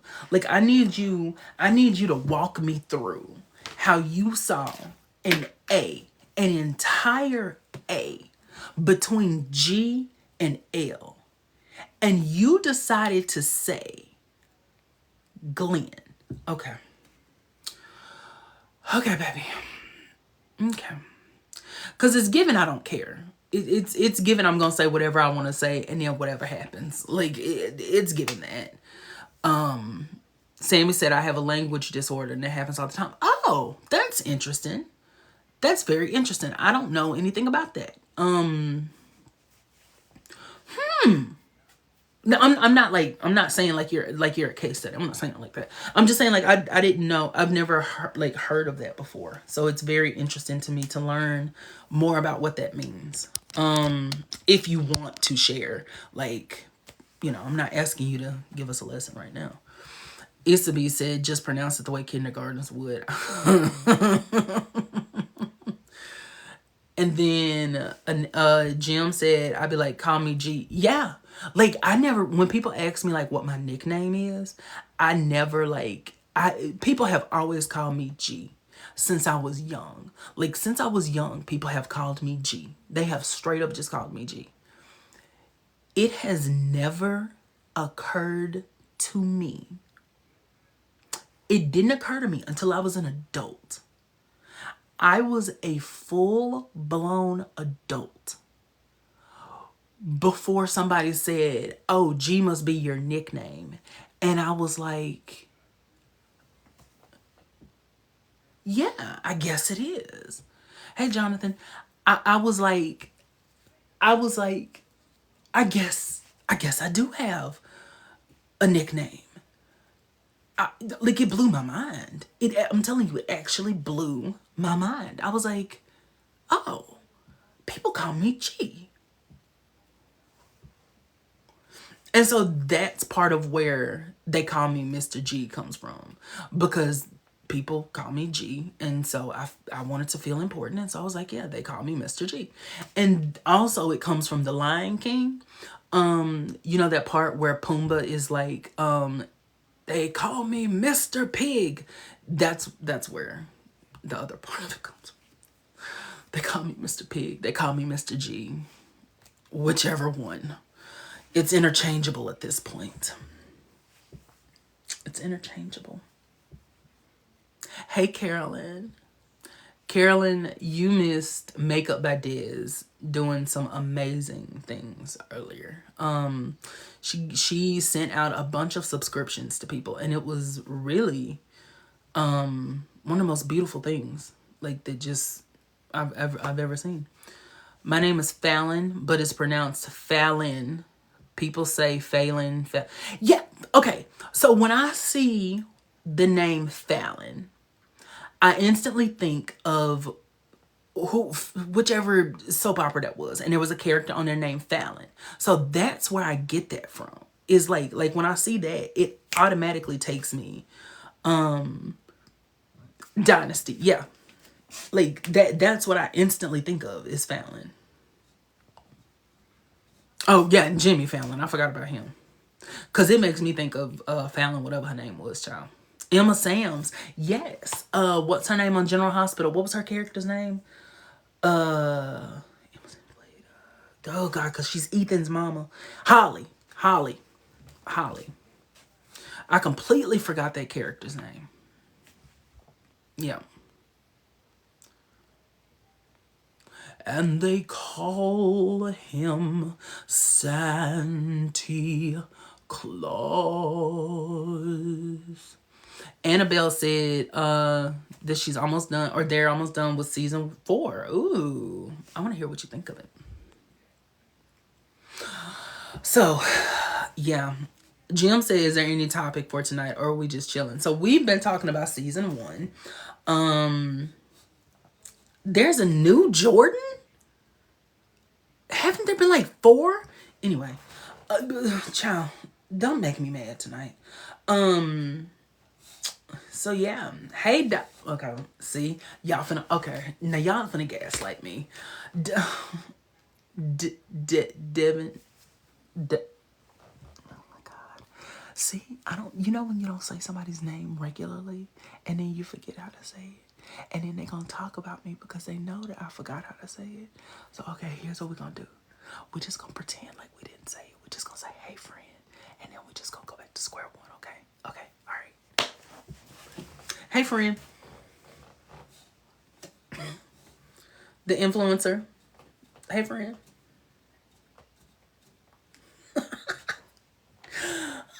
So messy. Yes. Someone said, do you own the show on DVD or Blu-ray? I absolutely do. I used to have the whole series on DVD, but I lost some of them as time went on. But now on the Blu-ray set. So it's down there, but I don't feel like moving. Or I show it to you. But yeah. You lost your copies when your house. Aww. Jim, I'm so sorry. I'm so sorry to hear that. We love being messy sometimes. Oh, I love being messy sometimes. Can we talk about how crazy I went when I saw the Book of Shadows DVD set? I want one of those so bad. Oh my God. I want the Book of Shadows DVD set so bad. I lost so many of my mom's box set as a kid that I'm going to replace it at some point. Child. It's like those kind of things. It's like you really want to like keep up with it, but you just can't. I don't know. Your mom bought it for you. Listen, I just never got a hold of one because it was always too expensive. For me anyway. But one day I'm gonna probably get me one. Makeup Idea said, can we talk about those 2-for-1 suckers? What 2-for-1 suckers? What you talking about? Carolyn said, I think we should watch School Days to wrap up Black History Month. I mean, quiet as it's kept. Quiet as it's kept, we could watch Wicked City. We could watch a couple of episodes of Wicked City. Maybe like 1 or 2 because their episodes aren't super long. So maybe just to wrap up Black History Month, we could do that. So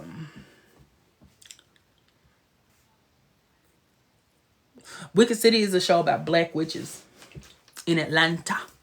Yes, Wicked City season 3 is confirmed. So I'm doing a podcast on it right now, actually. And some of the actual stars of the show have been on. So far, I have talked to Chanel Mack. I've talked to Chantal Maurice. So that's Charisse. Chantal Maurice. I said Maurice. So I've talked to Charisse. I've talked to Angela. I've talked to Shaquita who plays Jordan. I've talked to Malika Blessing who plays Caden. I talked to Mercedes McDowell, who plays Mona. And then I have an episode set up to where I'm going to talk to the writers of the show, Kristen Iris and Serena Lee. So I am very, very excited for that. For y'all to hear that. So I already have 2 episodes out. So if you want to go listen to that, then please do so. For season 2, who do I have lined up? Maurice P. Carey, who played a version of the Handler. I have Karen Riley, Karen J. Riley, who actually played the Handler. I have India Marie Cross, who played Darlitra, and I'm so excited to talk to her. I have Clover J. Adams, actually, who played Quinn. Who played Quinn, who was Darlitra's contact, and he worked for the council. So I have them set up. Baby, I'm telling you, we are eating in 2014. In 2024. Baby, we are eating this year. Do you hear me? Baby, we have guest stars. And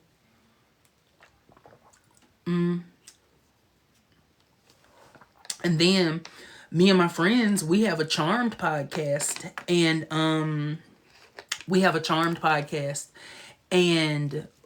we were supposed to record an episode with Michael Bailey Smith, but he had to reschedule because he got sick. In 2014, you were 19. In 2014, I was 23. But so yeah. So we were supposed to record with him, but he got sick. So we're gonna probably double back and record with him. What else is going on? Oh, I'm recording a podcast tomorrow with my friend Claire. It's gonna be a Charmed podcast, and so I'll give y'all the details on that. I'm very excited. Like, baby, we are cutting up in 2024, whatever year this is. Aaron, if you message me, I will tell you how I started mine. I'm not telling you that it's great because, like, nobody listens to me.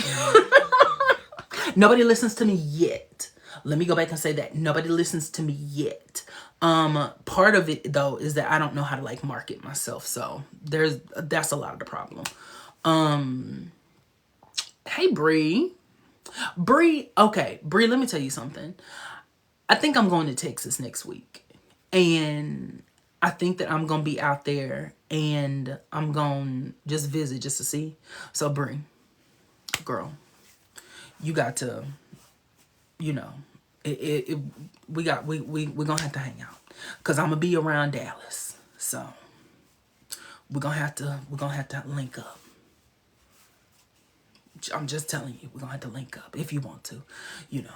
We're going to be in a public space because I know, you know, meeting some strange man from the internet. Girl, listen, I understand fully. So, I promise you, you live in Irving. Don't tell me I'm finna meet Carolyn. Don't tell me I'm finna meet Carolyn. Because Carolyn and Bree and who else live in Texas? Girl, don't tell me we finna have a jam-packed weekend, child.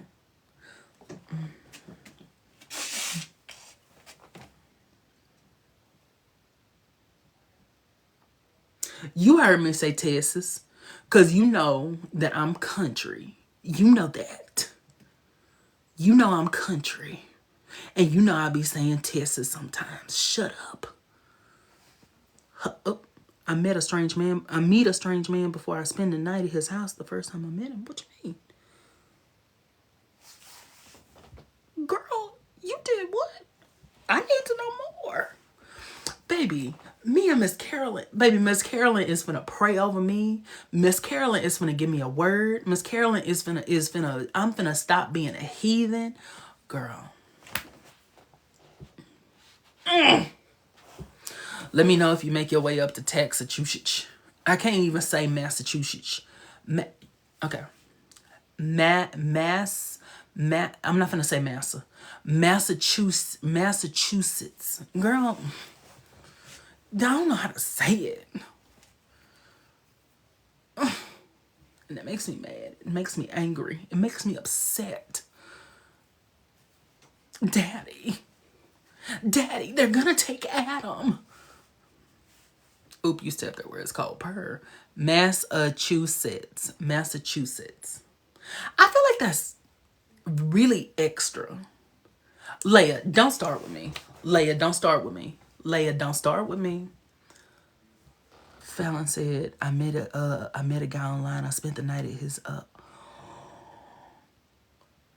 Fallon, you little minx. Look at you. Ooh. Girl, I'm trying to get like you, child. No More Lucky Star said, are you a stud? No, but your mama is. And you should tell her I said, hey, actually.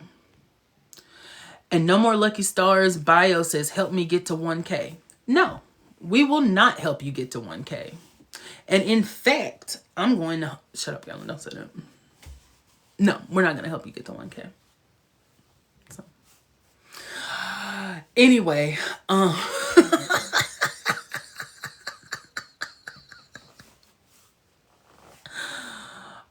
God. No More Lucky Star said, I'm sorry, I didn't know.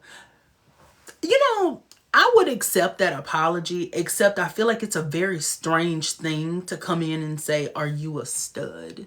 Like, that is one of the weirdest questions I think I have ever heard someone just randomly ask a person and then be like, I'm sorry, I didn't know.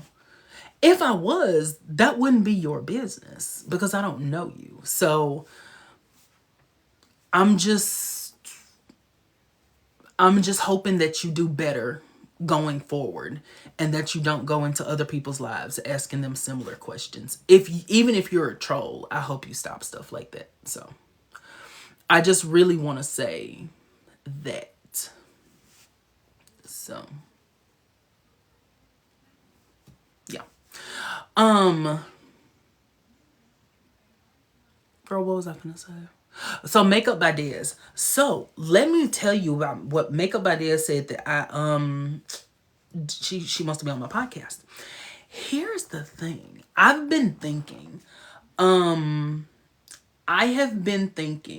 because someone said something in the group chat the other day about if I would ever let, like the subscribers or whatever be on my podcast. And I was thinking, well, yeah, that would be great. But the thing is, I talk about so many random things. Excuse me. I talk about so many random... It was you, Brittany. Okay. And I just talk about so many random things and movies and Wicked City on there. I've been thinking, because I'm really trying not to have my hand in too many pots. And so this is what I'm trying to avoid. But what I want to do is maybe start something special for us, like for the people on my Patreon and for the subscribers and stuff of the live. I'm trying to really think of something that I want to do special, but I don't know what it is, because I don't want to necessarily do another podcast, because as much as I love podcasting, I almost feel like nobody listens to me, and I want it to be something where everyone can be heard. I'm really trying to grow my YouTube channel, so I'm thinking that maybe I could do like a YouTube series where I talk to like a subscriber or a person from Patreon, and then, post it on there. I don't know, like I keep thinking about something like that, because I do want to highlight everybody. Like I do want to I want it to be something individual, and I want everyone to talk about what they want to talk about, and we have a discussion. I just don't know how to do that yet. Like I don't know what that needs to like look like. And I'm really in the beginning phases of trying to think that out. Issa said maybe you can choose a guest star each week. Like, yeah, I want to do something like that. So here's the thing about the podcast that I'm doing, like the review podcast. As much as I would love to do something like incorporate everybody into that, that's very much like Lady Francesca. lifestyle, model, actress. Yes. Baby, Lady Francesca is serving in this picture. Y'all go follow her. Baby, you know I love it. You know I love a good picture, baby. That skin is popping. Girl, all I'm saying, if I wasn't part of the Rainbow Coalition, I'd be like, girl, how you doing? What's your number? What's your name? How you doing, girl? But as you can tell, I'm very much part of the Rainbow Coalition. Oh, God, have mercy. What did I say? What did I say? Because Jim said, it's what? And Fallon said, oh. And Jim said, Piffin.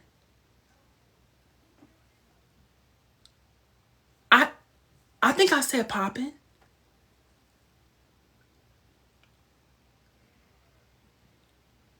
Don't play me like that. See, I told y'all that I done bit the inside of my cheek and I'm trying not to bite it again. I told you that. And then what did you do? And then what did you do?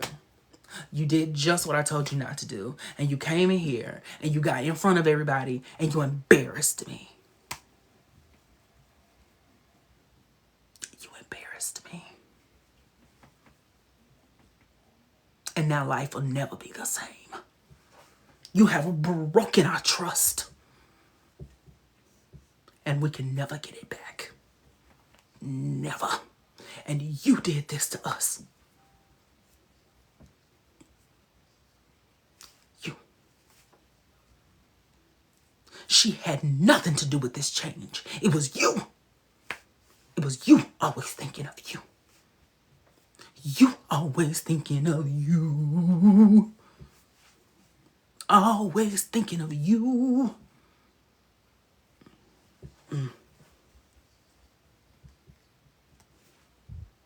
Anyway. Bree said, till you do right by me. Purr. I knew you were trouble from the start. Trouble! You were real bad trouble from the start. Curtis, I'm your woman. But you're getting out now. I'm not building this group to have you tear it apart. Go ahead and rant and scream and shout. Don't worry, baby. I'll buy you out. There's no, what did you say? There's no money dirty enough to buy me out, Curtis. You remember that. Lay off, Effie. Just take the money and run. You ain't that's what them CC. Cool it, Effie. Oh. This time you know what you done. Oh, say they bought your black ass too. I said cool it, Effie. Oh.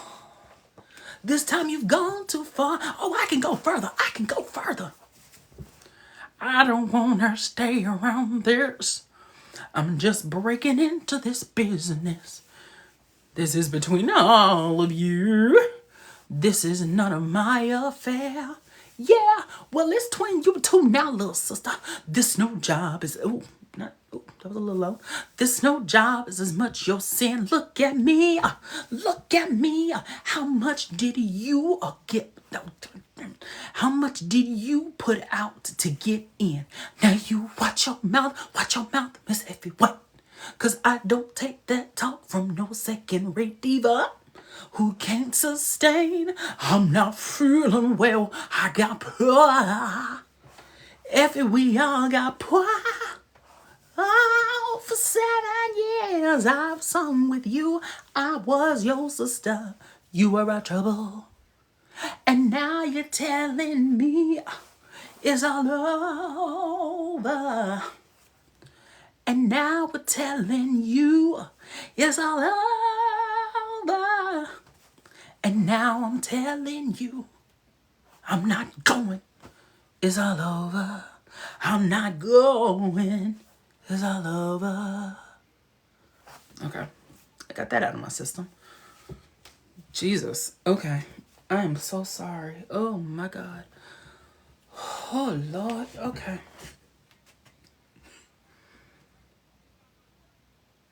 Galen, what did we talk about? We said we weren't gonna get on the internet and embarrass ourselves anymore, right? We did. And we did say that, but we did it anyway. Sammy said, how dare you? Yesterday I was on Tony and today I'll be on Dream Girls. Catherine said, I left to take some muffins out the oven and came back to a full-on concert. Oh, God. Jim said, did you write your notes for the topic? Baby, I don't write notes. I just talk, and whatever happens, happens. Bree said, now who you calling coming? Now who you calling coming? No, but okay, wait. Okay, wait, let me start. Because, see, whenever I started, okay, wait, she was like,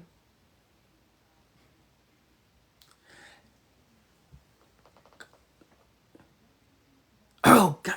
I don't remember what Effie said. What did she say before she said comment? Okay, wait. Oh, no, she said, okay, wait. Effie was like, who ain't nothing but common. Yeah, she said, who ain't nothing but common. Now who you calling common? You self-indulgent, self-absorbed, non-professional. I'm calling you. The common piece is knocking off. Now you listen to me, Miss Blame It on the World. See, I put up with you for much too long. I have put up with your bitching. I put up with your nagging. And all your screaming too. Oh, now when are you two gonna stop all this fighting? You stay out of this, Laurel. This is between Dina and me. Yeah, well, it's between me too. I'm as much a part of this group as anybody else. And I'm tired, Effie, I'm tired of all the problems you're making us. I always knew you two were together. What? I always knew you two were ganging up on me. She had nothing to do with this change. It was you. Okay, I'm done. Because we already did that. My bad.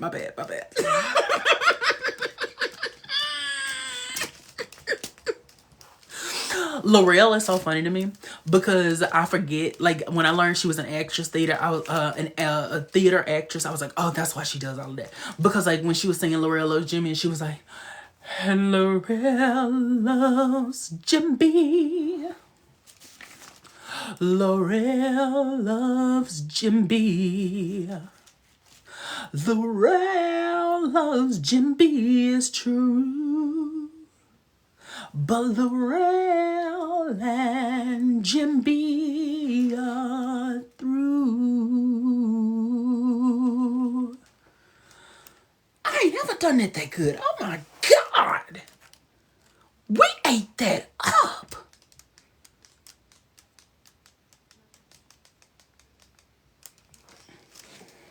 Girl. All right.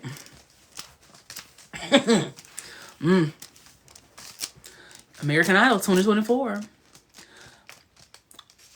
Bye, lovely Eilish. Y'all, so y'all know I don't live by myself, so I can't say Jimmy the way I want to, because you know my girl was cutting up when she said that. And listen.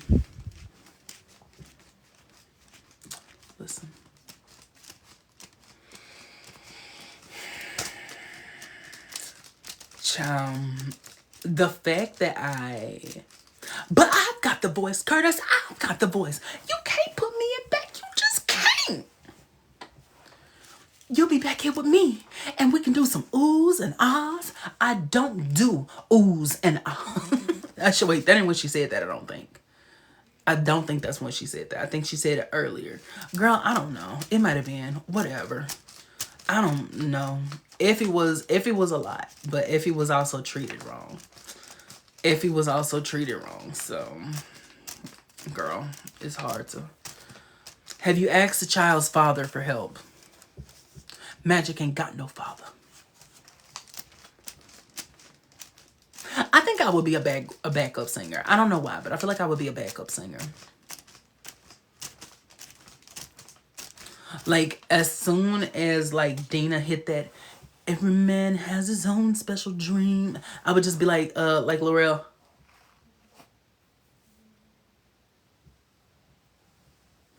Baby, I can't do it right. Hey, friend. Thank you for the gifts, friend. Let me tell you, friend, let me tell you. Why they tried to gaslight me earlier and say that I didn't remember your name. Do you know how crazy that is? That me and you have text, we have talked. And the fact that they would actually insinuate that I don't remember how to say your name I think it is 100% crazy. Like, I think it's crazy. And I just want to let you know that they insinuated that I don't remember how to say your name. When I fully do.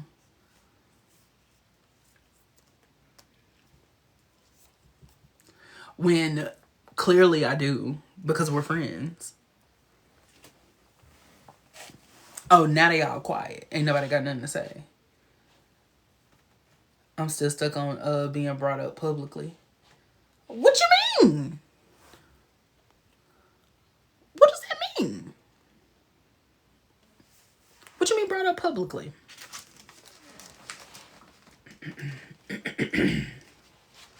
Yeah, exactly, Jay Harvey. Exactly, Jarvis. They playing the mute challenge. You talking about that I was brought up publicly? What was said, child? Because you came here earlier, but you left. And I wasn't going to call you out on that. I wasn't going to say nothing about that. But I was just going to say, you came here earlier and you left. But that, I was going to keep that little tidbit to myself. But since you pushed the issue, Jim said, Galen, be nice. I'm always nice. And you just lucky I haven't put you on child support. So you may just want to tread very lightly.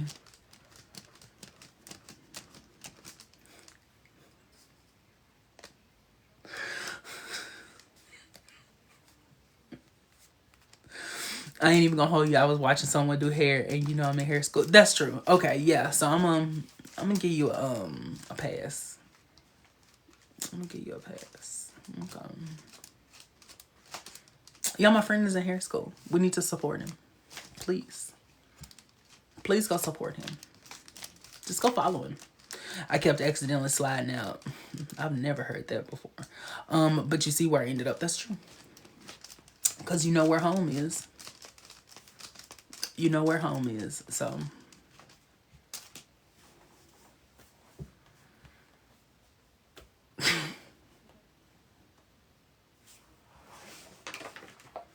Yeah. Did they hear what, Jim? Did they hear what? What is it you said you think you heard? What is it you think you heard?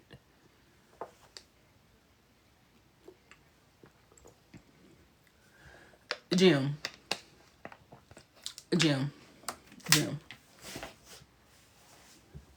You ain't been on your job. See, Carolyn said, okay, my babies play nice. Okay, yes, ma'am. Yes, ma'am. I will. He hurt me. Shut up. Be quiet. There you go. Because I remember you saying we would gaslight you, but did we? Y'all always gaslight me. Who made this poll? Do you love Galen? Y'all, what if nobody votes and then they just put in the chat no? What if everybody that's in here right now just says no in the chat?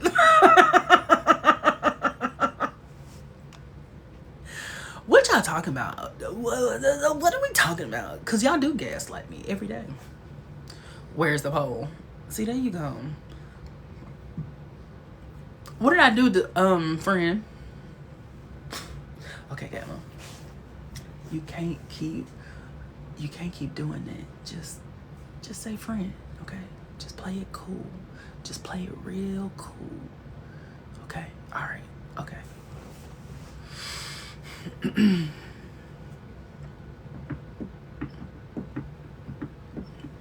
Everybody going to timeout in a minute. Listen, I ain't done nothing.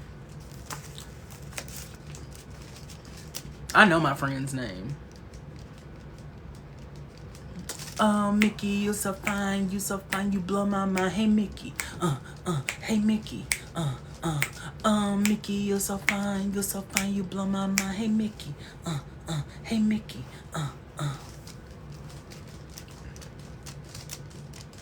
Jim said, but we'll let him in more than one way. let me tell you something. I'm not gonna tell y'all that because I feel like that's too much. I'm gonna be quiet. I know I'm gonna be quiet because that's oversharing, and I'm gonna hush. That's oversharing. Let me be quiet. My friend said, I know I didn't do anything wrong. I just got here, but the energy says not to play with Miss Carolyn. Oh yeah, Miss Carolyn, baby, because Miss Carolyn is gonna form a prayer circle for all of us, especially me. You guys love me. Thank you. I love that it was only 4 votes. Thank you. Everybody said, Everybody said,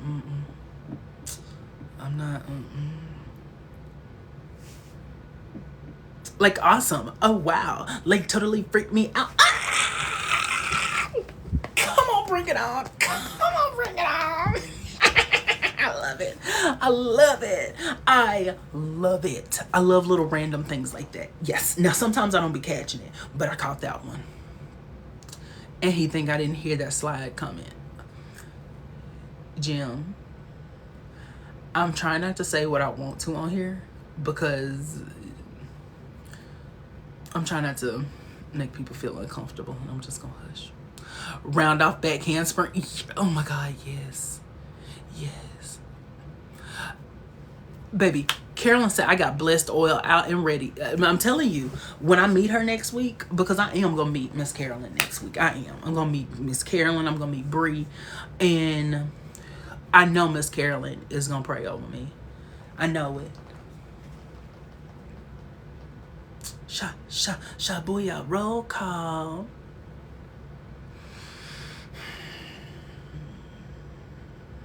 But anyway,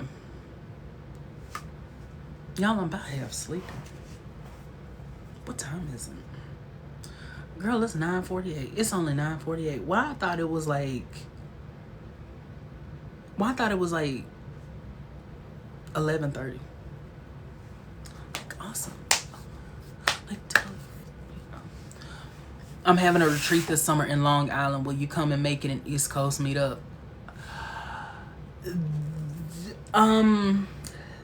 That may be a little bit out of my league. I would love to, but that may be just a wee bit outside of my ability. That may be just a little bit outside of my ability. Dominic, everything, everywhere, all at once, just boring and messy. Dominic is so cute to me. But yeah, I like that may be a little bit out of. Did I say it out loud?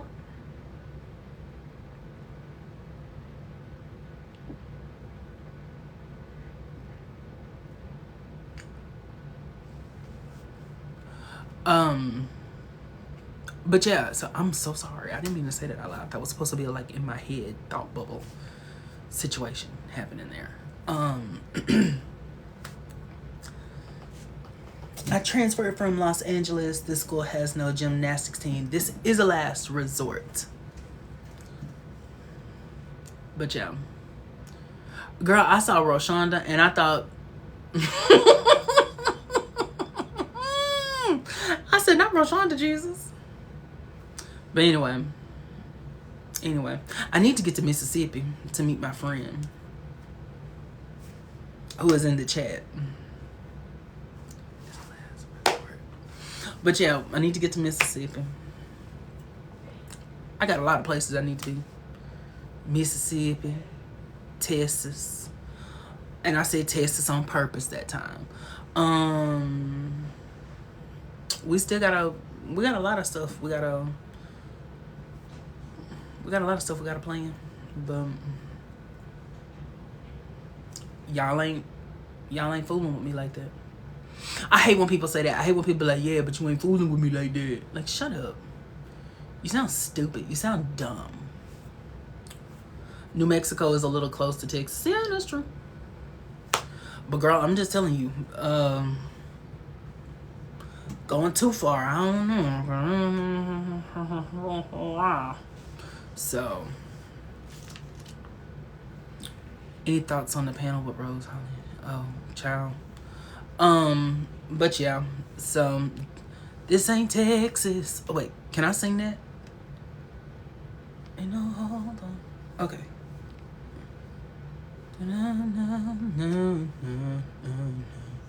So I did not like San Antonio in She Ain't Did you have to do that? You know I forgot the words. You know that. And you know it's some notes I just can't hit. And so you had to call me out. And so now I feel stupid. Now I feel stupid. But no. I did not like San Antonio in the least bit. In the least bit. I want to go to Houston, but I don't want to live in Houston. I want to go to I just want to visit. Oh, her music is, oh girl, I thought he was, oh okay. What's your favorite episode or moment in season 1? Okay, thank you, because I completely forgot we were talking about this television program. I'm not even going to sit here in front with y'all. I completely forgot that we were talking about Charmed. Wow. Wow. Wow. That is absolutely crazy that I forgot that we were talking about Charmed with these ladies behind me that I've never seen before. My favorite episode from season 1. That is a great question. I feel like, have I even watched a full episode? No. I told you I just read synopses off of Wikipedia. I've never watched a full episode of Charmed. I don't know what that is.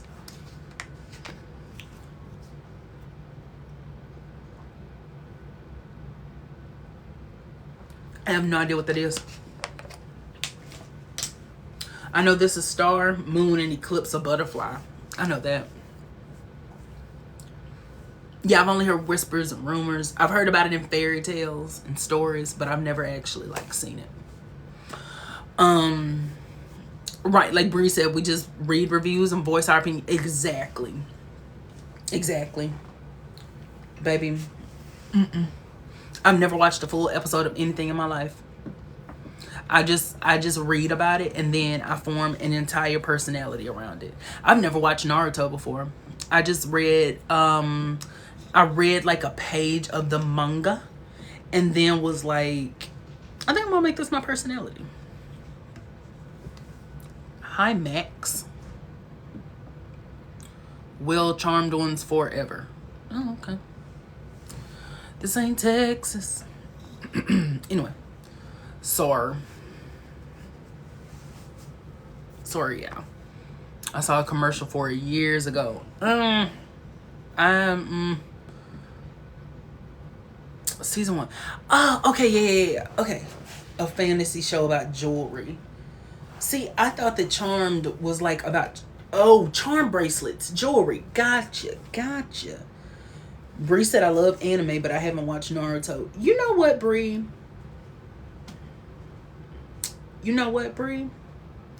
I think you would love Naruto.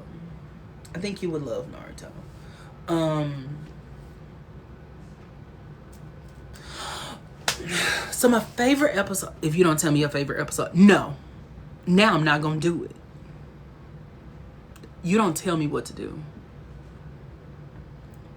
I'm an independent woman and I don't need no man. Shut up, Kevin. So, no. In fact, we're not even gonna talk about Charmed anymore. Now, we're just gonna talk about a lamp. Jujutsu Kaisen or whatever, I want to watch that. And so, we're gonna have a watch party. Me and you, Brie. We're gonna watch it. No, but for real, I'm gonna talk about it. Charmed. Hey, Charmed 987. Aladdin. I love Aladdin. Oh my god, that's one of my favorite movies. But my name is Foxy Cleopatra, and I'm a whole lot of woman. The future better watch out. Are you sure you don't have a little angel in you? Would you like to? Anyway. Beyonce's so extra. I love Beyonce. That's why, like, I'm gonna say this real quick and then we're gonna get back to me answering the question, I promise. when people be like, oh, Chloe Bailey is so extra, she's so extra, she's so extra, you could not have possibly have seen young Beyonce. You couldn't have possibly seen young Beyonce. Because my thing is, I think there's a difference in being extra and really wanting it. You know what I mean? Like, you you can be extra, but right, exactly. Like, Beyonce old. Beyonce ain't old. Shut up. But when I say extra, what I mean is I think that people take like that desire to really be seen and put themselves into their music. I think they take that and say that that's extra, when there are other people out there who actually are extra. But I'm gonna be quiet and I'm not gonna bring those people up. But I think people like Beyonce and Chloe, because Chloe has a natural talent to her that I think got really wrapped up in what the public wanted. And I think that people wanted Chloe they wanted Chloe to go solo because she looked good. And I think she got really wrapped up in that. And that unfortunately is he took him wrong. Oh, no. I was just joking. I was just joking with Jim. Like, y'all, I was joking with Jim. Me and Jim joke all the time. Like, no. I knew he was playing. Or I knew what he meant rather. But that's my thing is like I feel like Chloe got wrapped up in that, and so she started making music that didn't necessarily align with her, because like I like the beat of Have Mercy, but I don't care for Have Mercy. Like I like how Have Mercy sounds, but as a her song, I don't care for it. For the Night is actually my favorite like Chloe solo song, because I just wish that they had took Lotto out of it. Like I love her to pieces, but Lotto shouldn't have been in that song, because For the Night is like my favorite. Like it sounds so good, and Chloe's voice fits it absolutely perfectly. And it's like, then how do I feel about Feeling Good? I actually like that song, and I'm gonna tell you why I like that song. I don't know if you've ever gone on YouTube, but there's a video of Chloe like recording it at home, and seeing the work that she puts into that song made me appreciate it. And I just love hearing her be like, feeling good. Like, I don't know why, I just love when she does that. And because I love like watching people put and Brie said that Halle killed it as Ariel, and she 100% did. Because I never thought that I would like somebody's like rendition of Vanessa's song when Ursula was pretending to be Vanessa and she had Ariel's voice. And I almost love the fact that she didn't actually say words. She was just like la da dee la da da la da da da da. Like it was actually a little bit more menacing that she didn't say anything. So anyway, but with Chloe, I love watching people create things. And so I love watching people, like I love watching like editing, like when people edit videos and things like that.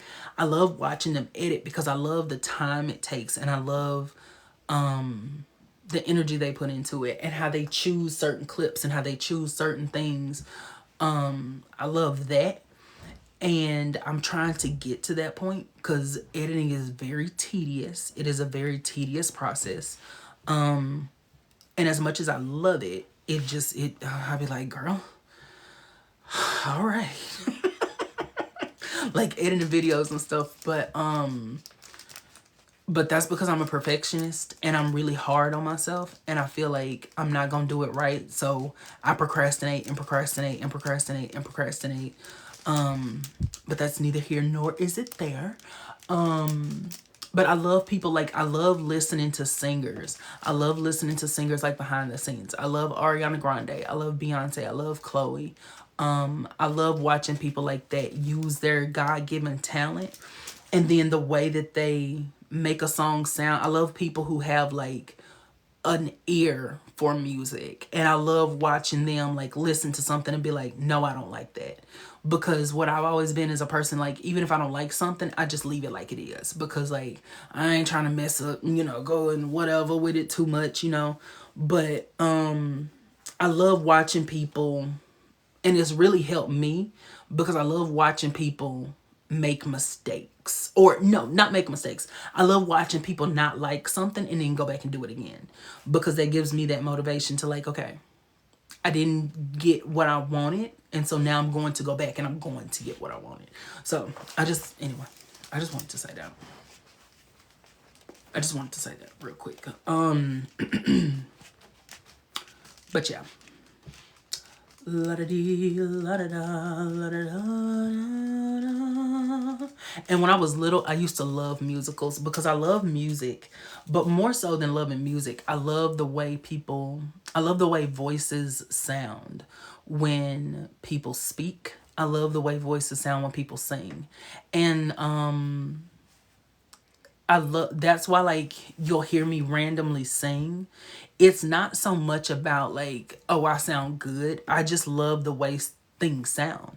So it's like, that's why I just be like, now thinking about that, I just love the way Hallie's voice is already angelic, and just hearing her la da dee la da da la da da da, like, that is so pretty to me. And I love when people can make those beautiful sounds come out of their like to think that someone is creating these sounds from scratch, whatever, and they're making their voice do things that they wanted to do. That is so amazing to me. That's why I love people who can do who can imitate people, who can do impressions and things like that, because I just find it very, very soothing to watch people be able to, emulate somebody. And for me personally, people have told me that I'm good at impressions, but I feel like when I go back and listen to myself, there's only so many that I'm good at. Sometimes I think, but then I remember someone said one time that like basically every impression is just like one voice, and then you're just pretty much, making it fit that one. And I was like, well, that makes sense, but that's why I love doing Piper's voice. I love doing Piper's voice. I love doing Graham's voice, because Piper and Graham's, it's more than just a voice. It's the way you move, and it's the way, like with Piper, all you gotta do is go up in your nose a little bit. But with Graham's, there's so much more to it. It's not just, like being like, oh, well, like there's a this, and, there's a movement to it. And, well, Christopher, I mean, if you want to come to the cookout, then you can come to the cookout, but I'm not going to be there. It's like stuff like that. Like there's a movement that accompanies it in my mind. And like Piper is like this just constantly. And it's always like, Piper's like, I'm not going to do that today. And you can't make me, because we just need to, like, when I think of Piper's voice, I always think of when the Wendigo had her, and she was like, help me, you can't even keep a job. And I was like, oh. And then Prue kind of laughed low key. And then when she was like, who put you in charge? And Prue was like, oh, who you talking to?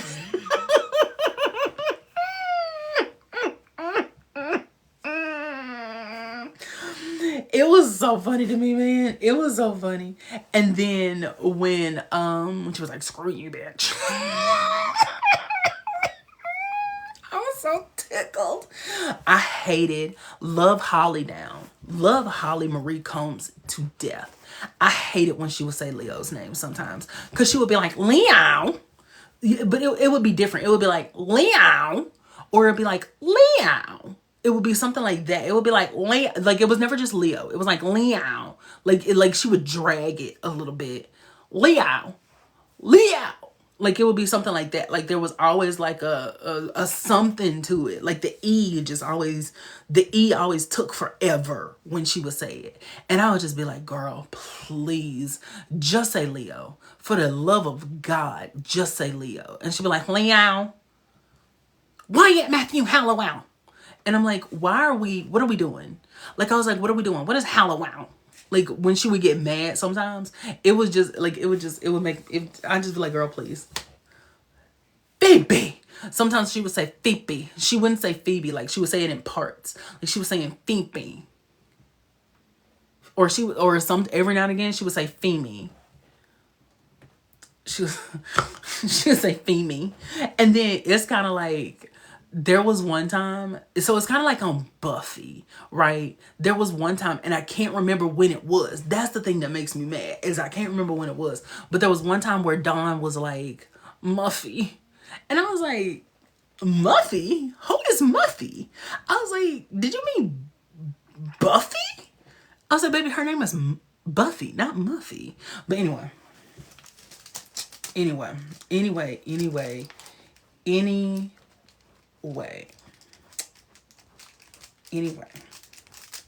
Because girl, why am I sitting here being hot? Like, my God.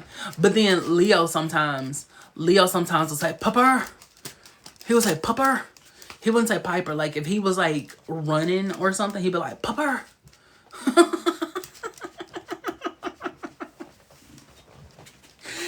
And I'm like, why are you saying pupper?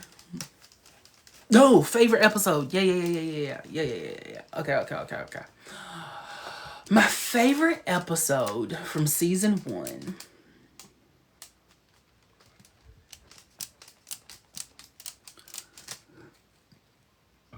Excuse me. I think for nostalgia's sake, my favorite episode is probably that 70s episode. But my favorite episode is probably The Power of Two. And I have a hard time with sometimes saying what my favorite episode is because like there's certain elements of episodes that I like. So the reason I said that for nostalgia's sake, that 70s episode is my favorite episode from season 1 is because that episode in particular, I mean, what's not to love about it? We go back into the past.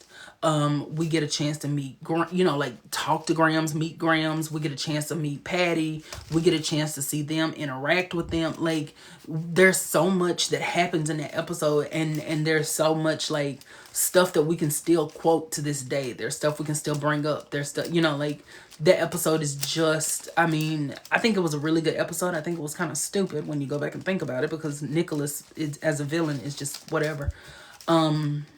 But anyway, yeah, it was a very emotional episode for Phoebe. Like, I mean, there's really, like, it's a really good episode. Like I said, when I say it's stupid, what I mean is like some of the plot points of it are stupid, but inconsistent.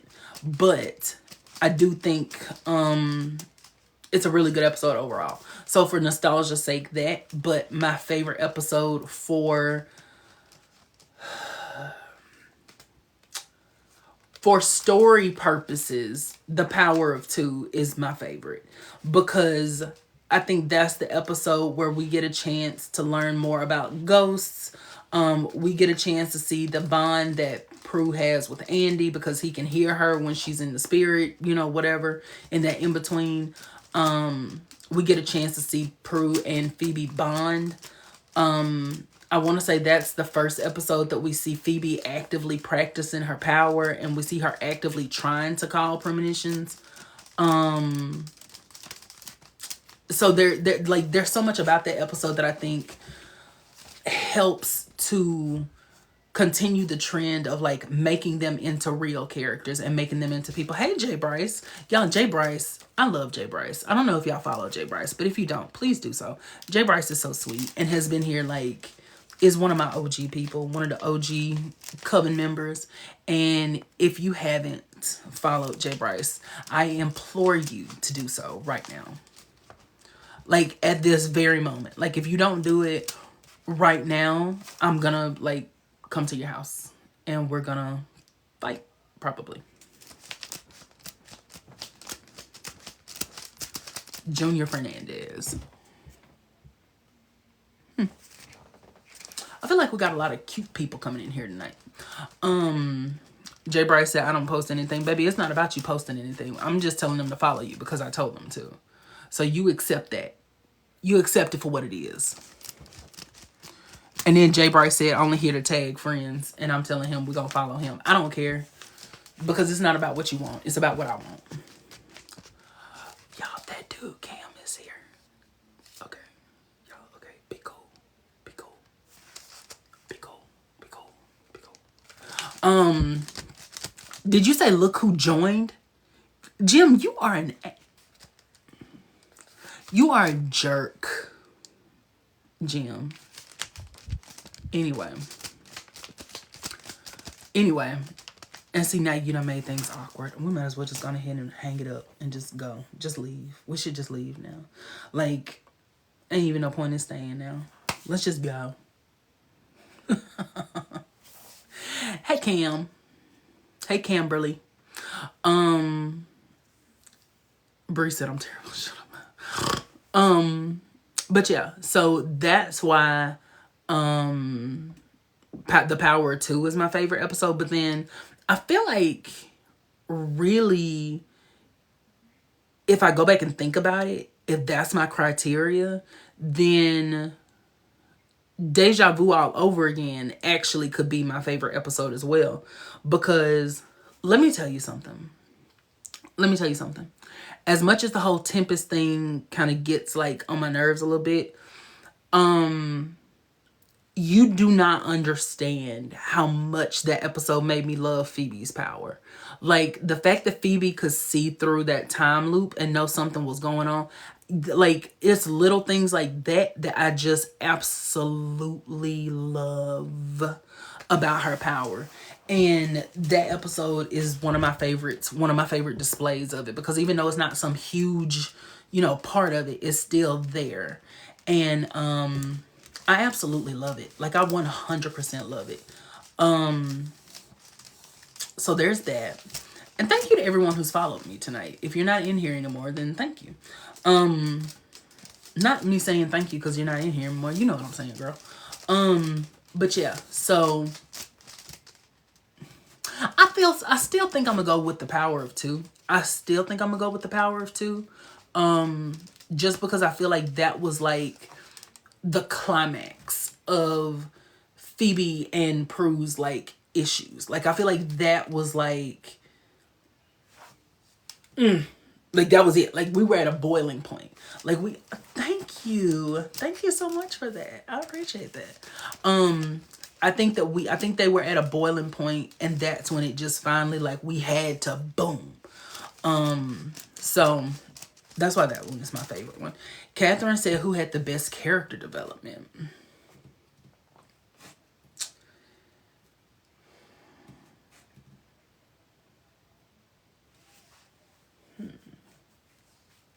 So here's the thing. In season 1, I think that Prue and Phoebe both developed in different ways by the end of the season. By the end of the season, Prue had lightened up. And I think that her wardrobe really started to reflect that. Like, at the beginning, Prue was wearing her suits. She was on the verge of wearing brooches. But it reflected because she started wearing more like, kind of like bright dresses, things like that. And then Phoebe, I think by the end of the season, was more grounded. I think she wasn't as flighty as she had been, and she got to the point where she could kind of like, she was like, okay, this is what we need to do. This is how we're going. You know what I mean? Like, I feel like by the end of the season, Phoebe had started to grow up. She maybe didn't just grow up all at once, but I think she had started. So their personal, I think, development was my favorite to watch. Here's the thing, and I might have a different opinion of it once I go back and watch it. One of the things that I've always kind of admired about Piper is sort of that she stayed the same for the most part. Different. Thank you, Yarumi. Is it? How do you say that? Because baby, now I'm up here just saying people's name. But thank you. Oh, come on, Disco Love. We got a mighty love, a mighty, mighty. But I think the overall Piper stayed the same, and I think in season 1 we don't see Yarumi. Okay. I don't think that we see like Piper make some huge jump in season 1, but I do agree with what Bree said. I think Piper started to speak up for herself. She seems timid and shy in the beginning, and I think that by the end of season 1, to me, I think she was a little bit better. Like I'm not saying that she was just at a standstill, but I don't think though that she had an explosive amount of growth. And I think that that's okay, because in the first season, exactly, Jim, in the first season.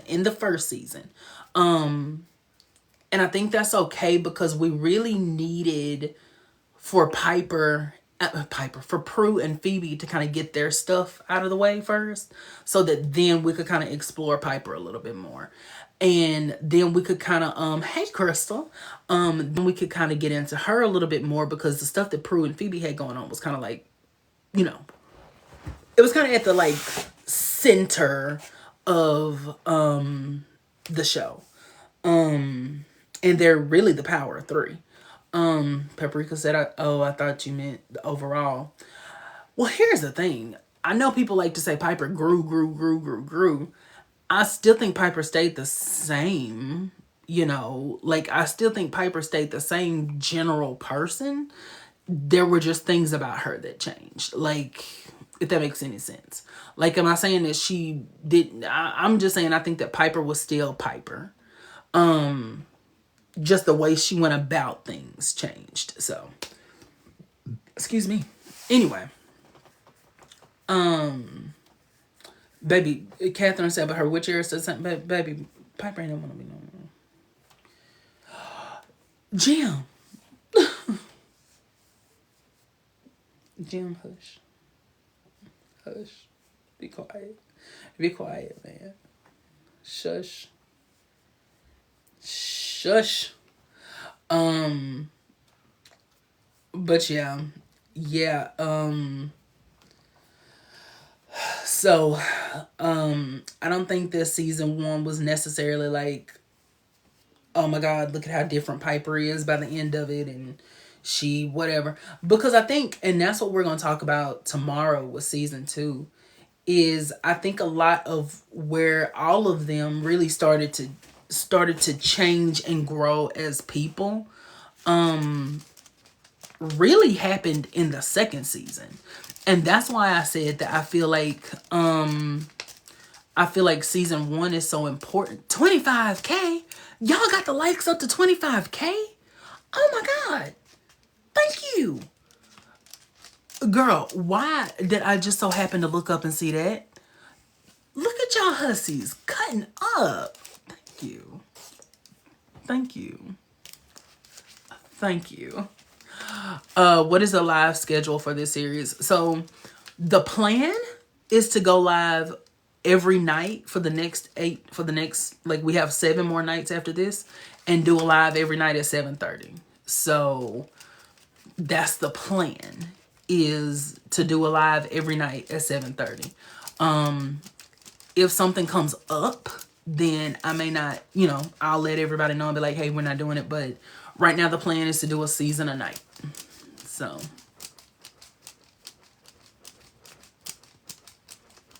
hey, Jonathan. Jonathan, ask your husband if he got any single friends. If y'all know anybody that's got a single friend, I need to stop doing that. I'm just joking, but I'm not at the same time.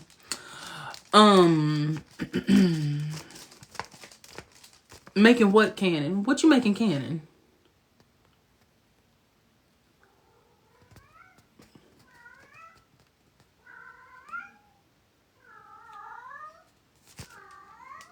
That's the cat.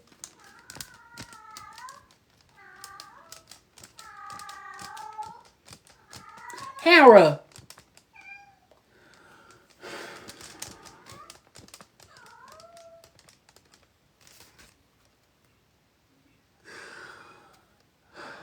She's so petty. That cat is so petty. Oh my God. Oh my God. She's so petty. She's so extra. I'd bring her in here, but she's gonna pee on something, and I don't have the time for that. Anyway, yes, Hera, like the goddess. She's actually my sister's cat. She's actually my sister's cat. It's Hera. Yeah, Hera. She stays cutting up. Yeah, Catherine knows she stays cutting up. Stays cutting up. What the freak were we talking about?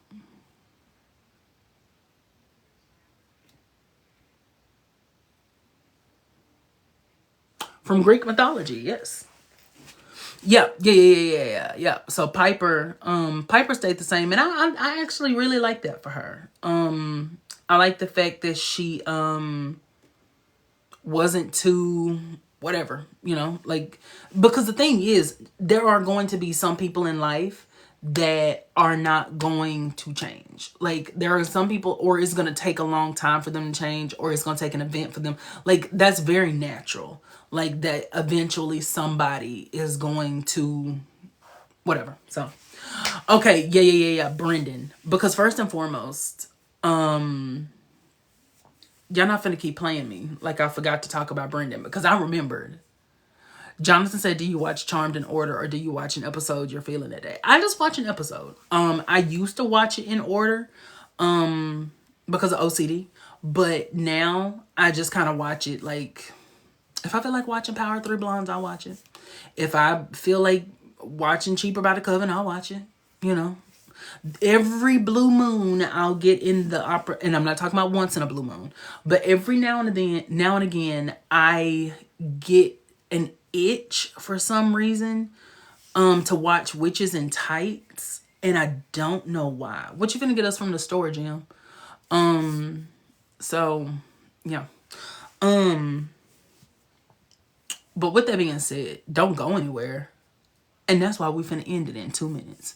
But no. So Brendan, Lemonade, what you need? Whatever you got. Whatever you can get your hands on. Whatever you can put your hands in. You get nothing. I don't get child support. You don't come and take care of your kids. So why would I think you would get me something from the store? Turn this on. Turn it on. Turn it on. Anyway. Oh, not. Someone said I watch in order until season 8 comes up, and then I restart. Shut up. I'm tickled. Jim, I thought you were going to the store. Can you please go? Please.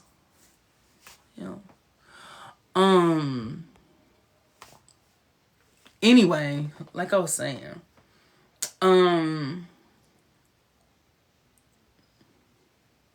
Brendan. Yes, Brendan. Thank you. Y'all, Black Girl Charmed is in here. Please go follow them, because I think you're going to love their podcast.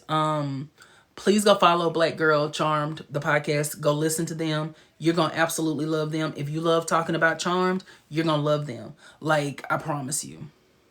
Anywho.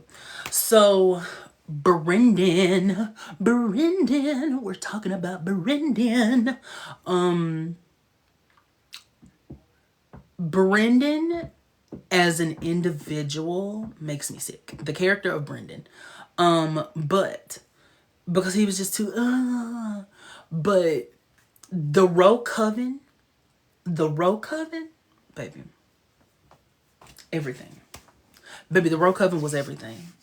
And what I really hate is that they wasted the Roe Coven as a one-off thing.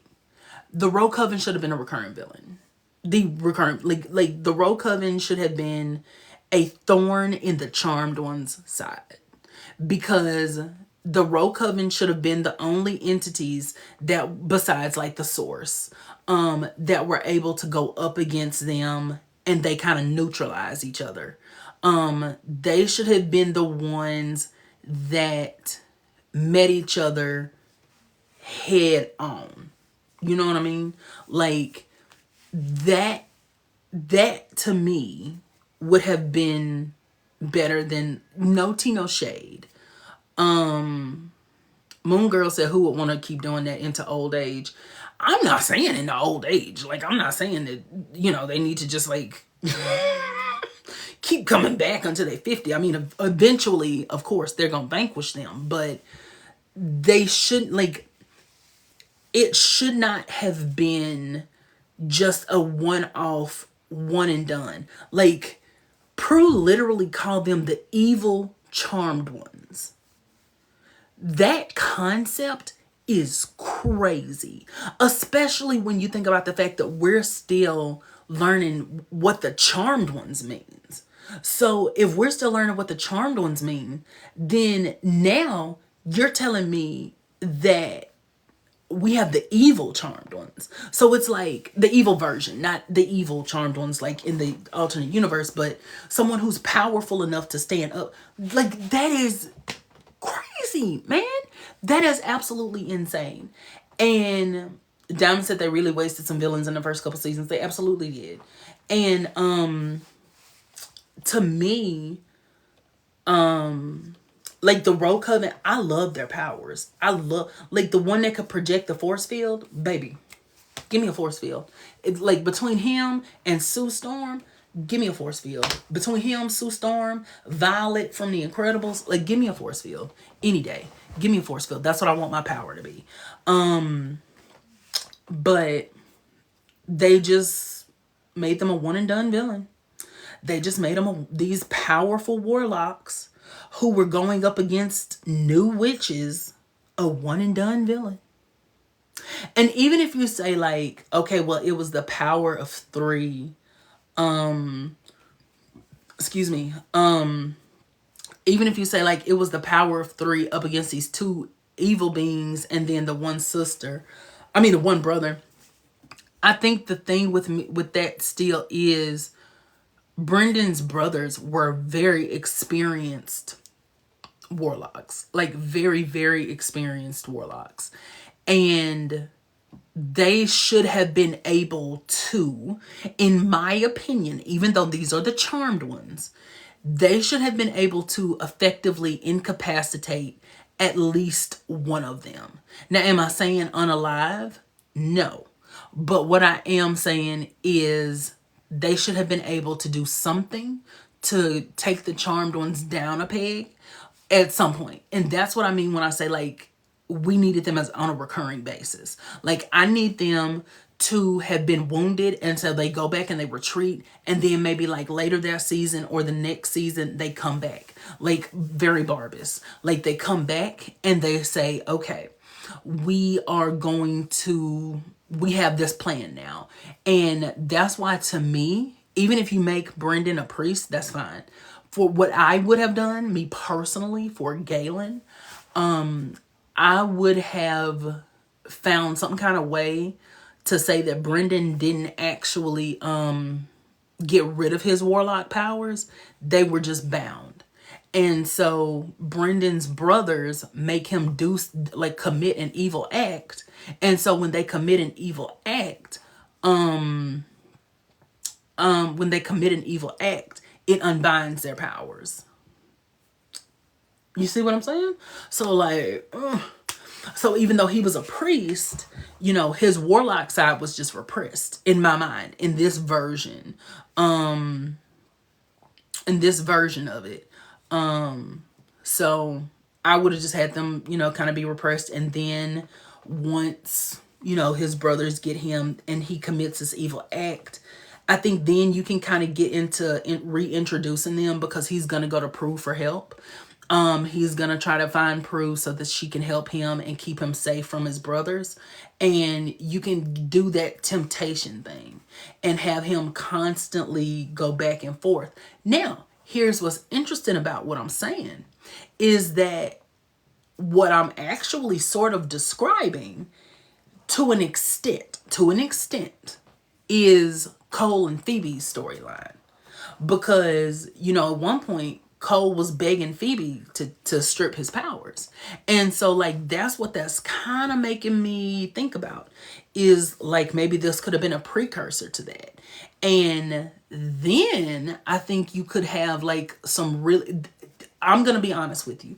I would have eventually had Brendan join his brothers, and not just join them temporarily. I would have had him like join them.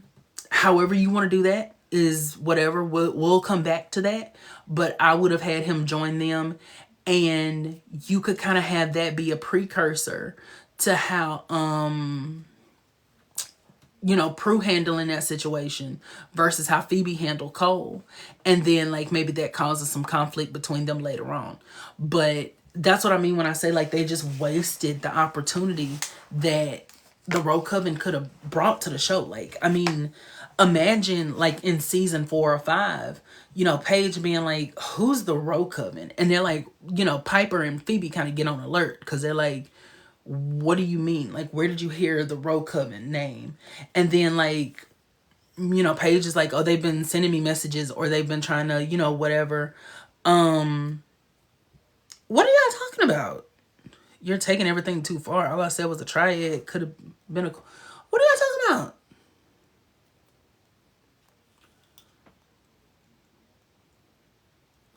I don't know if y'all arguing, but y'all need to stop.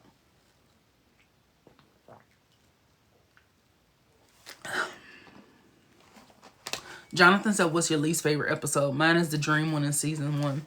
So since we're talking... You don't like the ice cream man? Jonathan, I thought we were friends. Jonathan, I thought me and you were friends. I thought you were cool. But...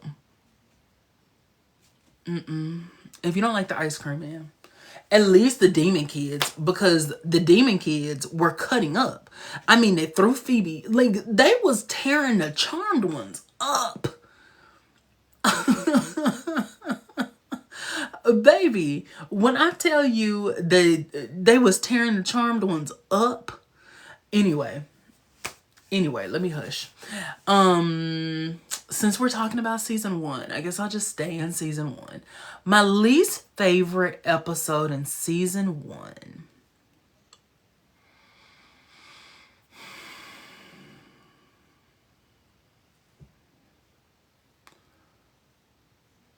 Probably the Dream Sorcerer, or...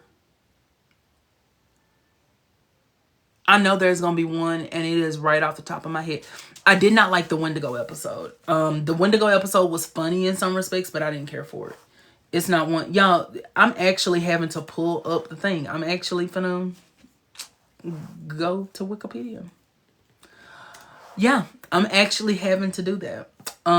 Because I have to look at a list sometimes, because I'm very like visual, and even going through like the episodes in my head, sometimes I still need something to like help me. So y'all, please don't laugh at me or think I'm a fake fan. I hate the one with the shapeshifters. I hate the one with the shapeshifters. I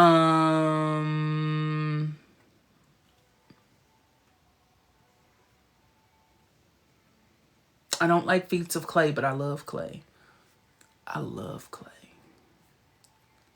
I love Clay, if you know what I'm saying.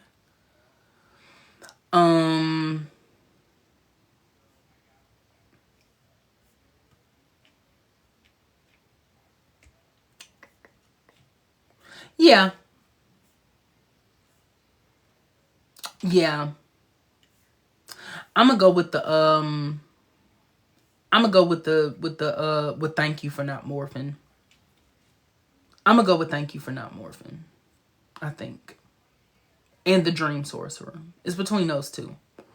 I absolutely detest the shapeshifters. I hate them. 30K. Thank y'all hussies. Oh my god. I hate the shapeshifters as villains.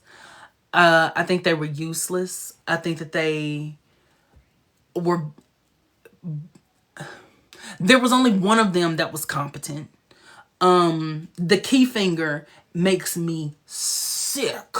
And if you listen to me and my friend's Charmed podcast, the Nexus podcast, you'll actually hear me rant about that. Like, I think I rant about that in every episode that we've done since then.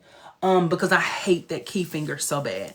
I hate the fact that these demons, I hate the fact that these demons were having to turn their fingers into keys to get in the house. They were having to kick down doors. I can't. I hate that. I hate that episode. I hate them so much. Yes, it was given very much Power Rangers. It was given very much, we took the lipstick out of Kimberly's purse and we turned it into a monster. We turned a pig into a monster. We turned a pumpkin into a monster. It was a mess. But, and I also hate Victor in that episode. But the episode with whatchamacallit, with the Dream Sorcerer, also is not one of my favorite ones. I think I don't care for that one because it was very like, it was really strange, like, because it was like he was trying to get, thank you, Brittany, because he was trying to get revenge on these women because they wouldn't go out with him, and I hated that element of it, like, on its own. But then you get the undertone that he's, because he's disabled, he's so mad at the world. Thank you, Brittany. Because he's disabled, he's so mad at the world, and he just, he's gonna take revenge on these evil women who deserve it, because they're just so, because they won't go out with him. And it's just like, not Brittany said, Brittany, you didn't have to do. Brittany, thank you, my love. Thank you so much, my darling. Thank you. Blessed be my darling.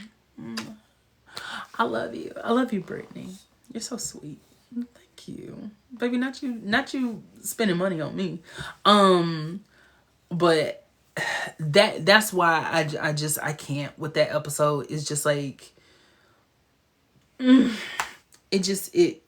it makes me physically ill to see that. And then like the way he was torturing Prue, like that was the part, like that's it, that makes me uncomfortable. But just that undertone that, like, because he had a disability, he was trying to get I just especially as a person with a disability, like, because I have arthritis and whatnot, I can't speak for every single person in the world who has a disability at all. But I'm not going to take out my frustration on other people or feel like I'm entitled to something, to these people's affection. It just, oh God, it made me sick. Yeah, like he was trying to force himself on. Yes. And it was a little too close to reality. Yeah, no, absolutely. I just, oh God, it made me sick, child. It made me sick. Girl, not me shaking, y'all. I got it on a tripod, and the tripod is kind of wobbly. Your boy is not, like, leave me alone. Don't laugh at me.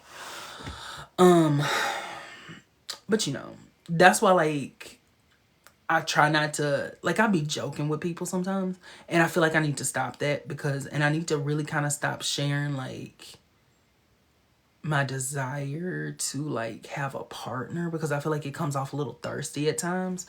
I just really get, I think I get too comfortable talking to people,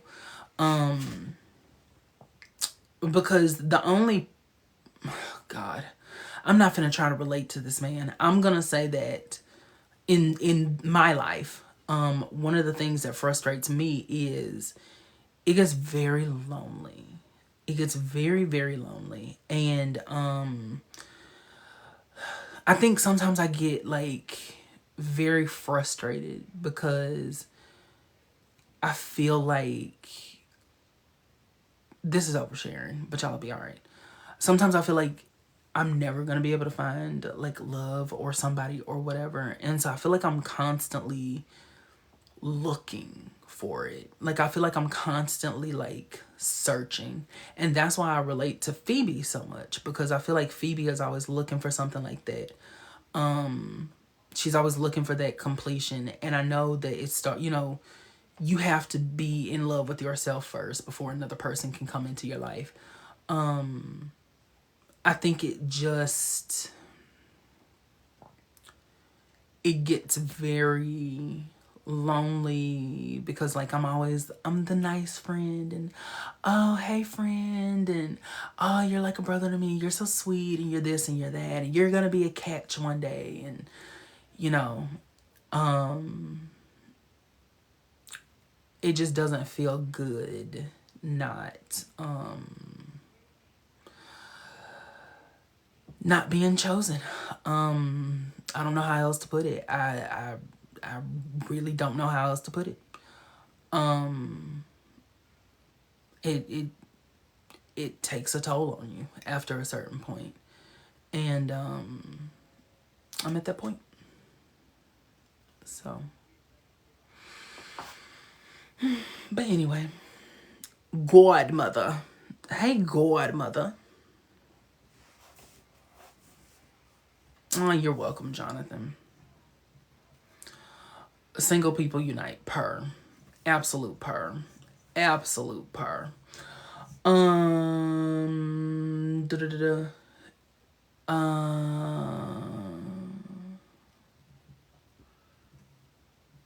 True love. That is true. That is true, Brie. It will find us when we're ready. Y'all, what were we talking about? Baby, Jay Harvey says single and satisfied. Baby, I love it. I live. I 100% live. I live for that. I think the reason I feel like I would be sad, I just want to experience it just once. Like, that's my thing, is I just want to experience it. Like, just one time before I go to the lower room. I just want to experience it. That's it. Just, someone getting on my nerves, I get on theirs, and so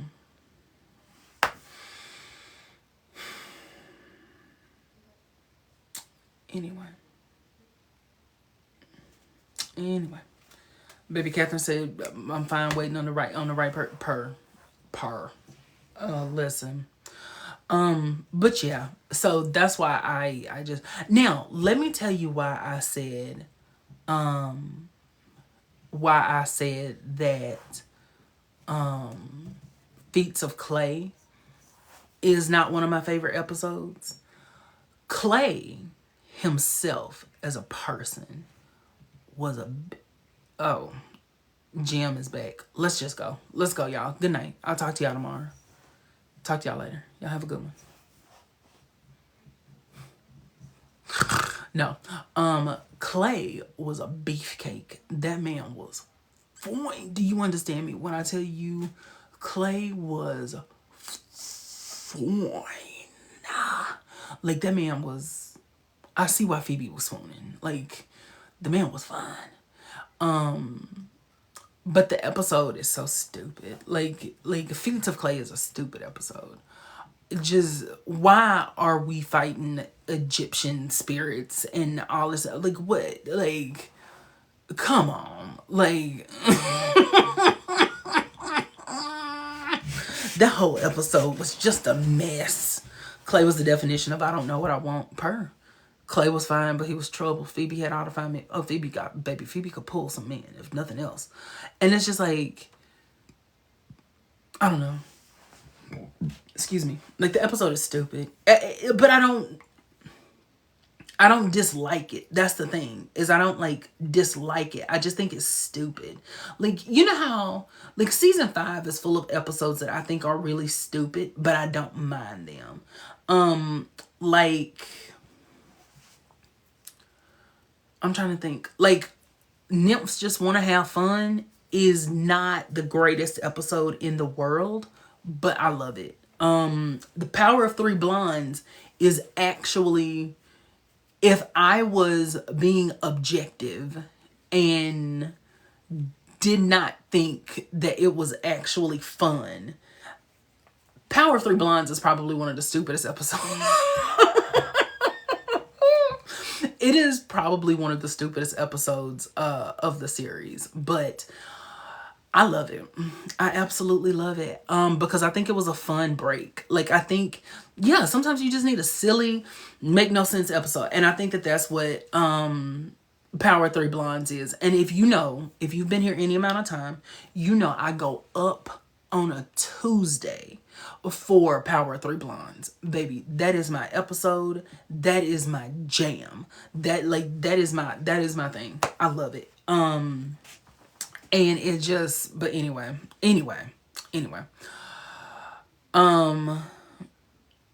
I just realized Prue is the only one who celebrated her birthday. Piper celebrated hers. Piper celebrated her birthday in season 6.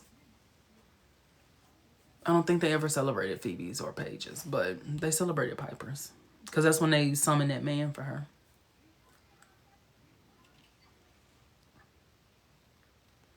But, anywho, but yeah, girl, but yeah, feet to clay.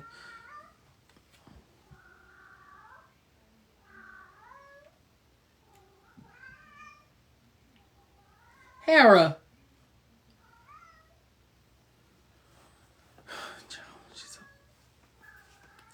Oh God, she's so extra. She is so extra.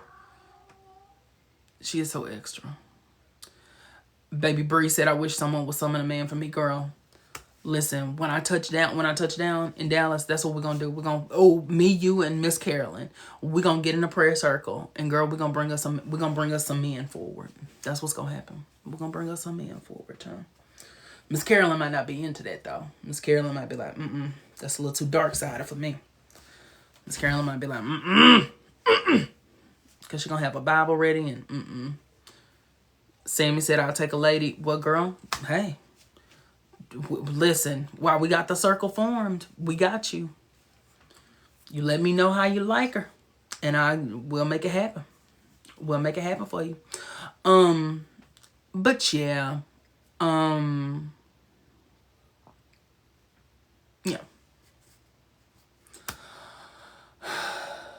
y'all.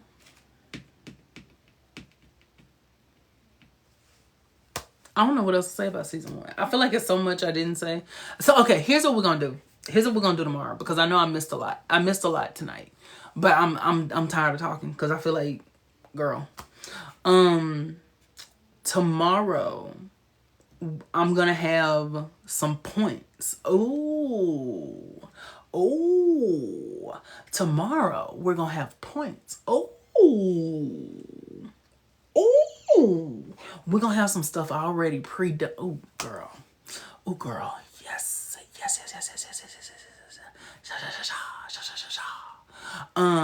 We're gonna have some stuff pre-done tomorrow. Yeah, Andy dying was sad. The Nexus plot point was interesting. The Woogie Man was interesting. There's so much stuff I didn't get a chance to get to. Okay. If y'all remind me tomorrow, it is somebody's job to remind me tomorrow. And if you don't, then you're fired. Except Makeup by Des, because she is an elite employee. She's employee of the month. But if you remind me tomorrow, we'll kind of finish up talking about season 1, because I've been talking for 3 hours and your boy is a little dry about the throat, even because water sometimes is dry. So I need something. I need to do something. I'm just gonna sit in silence for a little bit. And I feel like y'all don't believe that, but I am. I'm gonna sit in silence for a little bit. And I'm gonna turn the air up too, because it's hot. I think that's another reason why my throat is dry. I think I'm hot. Sammy said juice is where it's at. Oh my God, I love juice. I love juice so much. Excuse me. I love drinking some juice. It's something about it, especially when it's cold. Oh my God, juice be so good. But yeah, But yeah, I think I'm hot because I had this light on me. Like, I don't know if y'all know this, but I got this light. Oh, but I got this light, and so that's what I use to light myself. And it works wonders. It just, because my throat is kind of hurting. I don't know. I love apple juice. I love apple juice and cranberry juice. Those are my two favorite juices. Anything apple or cranberry, baby, I'm right there with it. I'm here for it. I'm very self-conscious about this area of my body. For multiple reasons. But anyway. Yeah, so if somebody will remind me tomorrow, then we will finish up our discussion of season 1 before we get into hot tea and honey with lemon juice and a little cough drop. Ooh, thank you. Cause it just blah, blah, blah, blah, blah. Aaron said not letting you leave without 35K. Oh, and we hit it. And we hit it right then and there. Let me take a screenshot. Okay, wait. Okay, so 1, 2, 3. Y'all smile. It's smile. Smile. 1, 2, 3. 3. Y'all smile. It's smile. Smile. 1, 2, 3.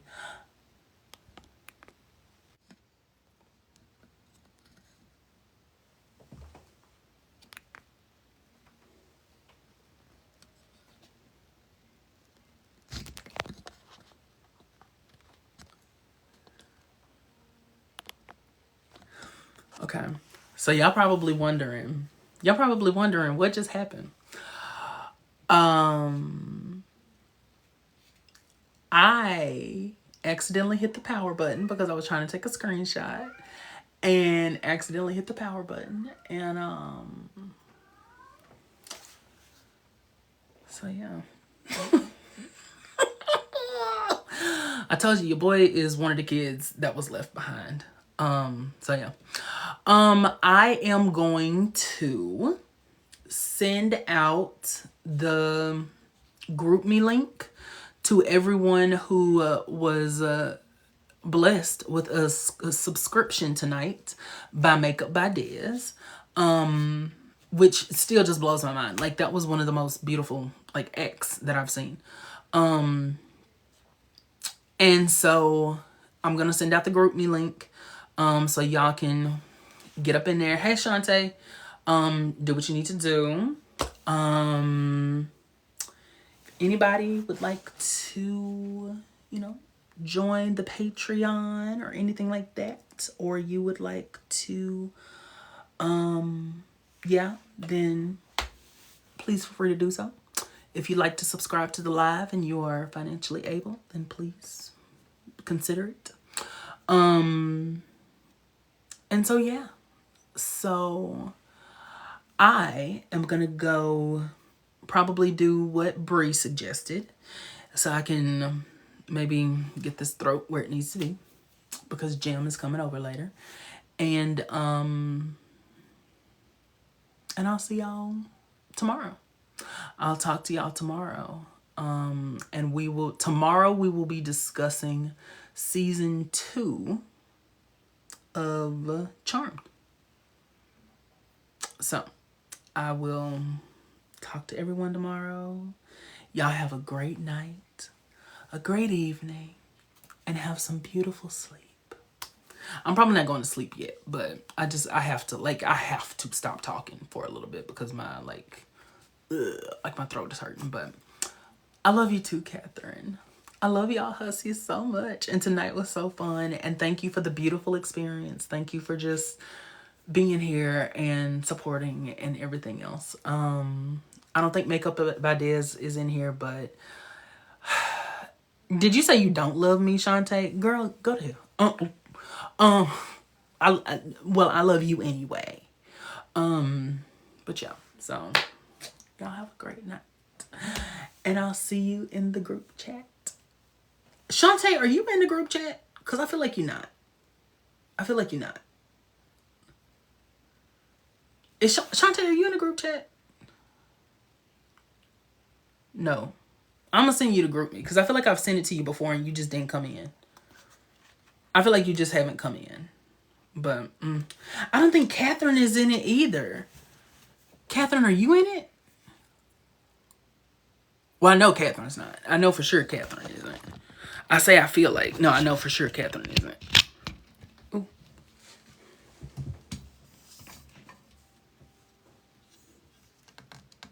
I'm not. Still need a new phone. Oh, yeah. Okay.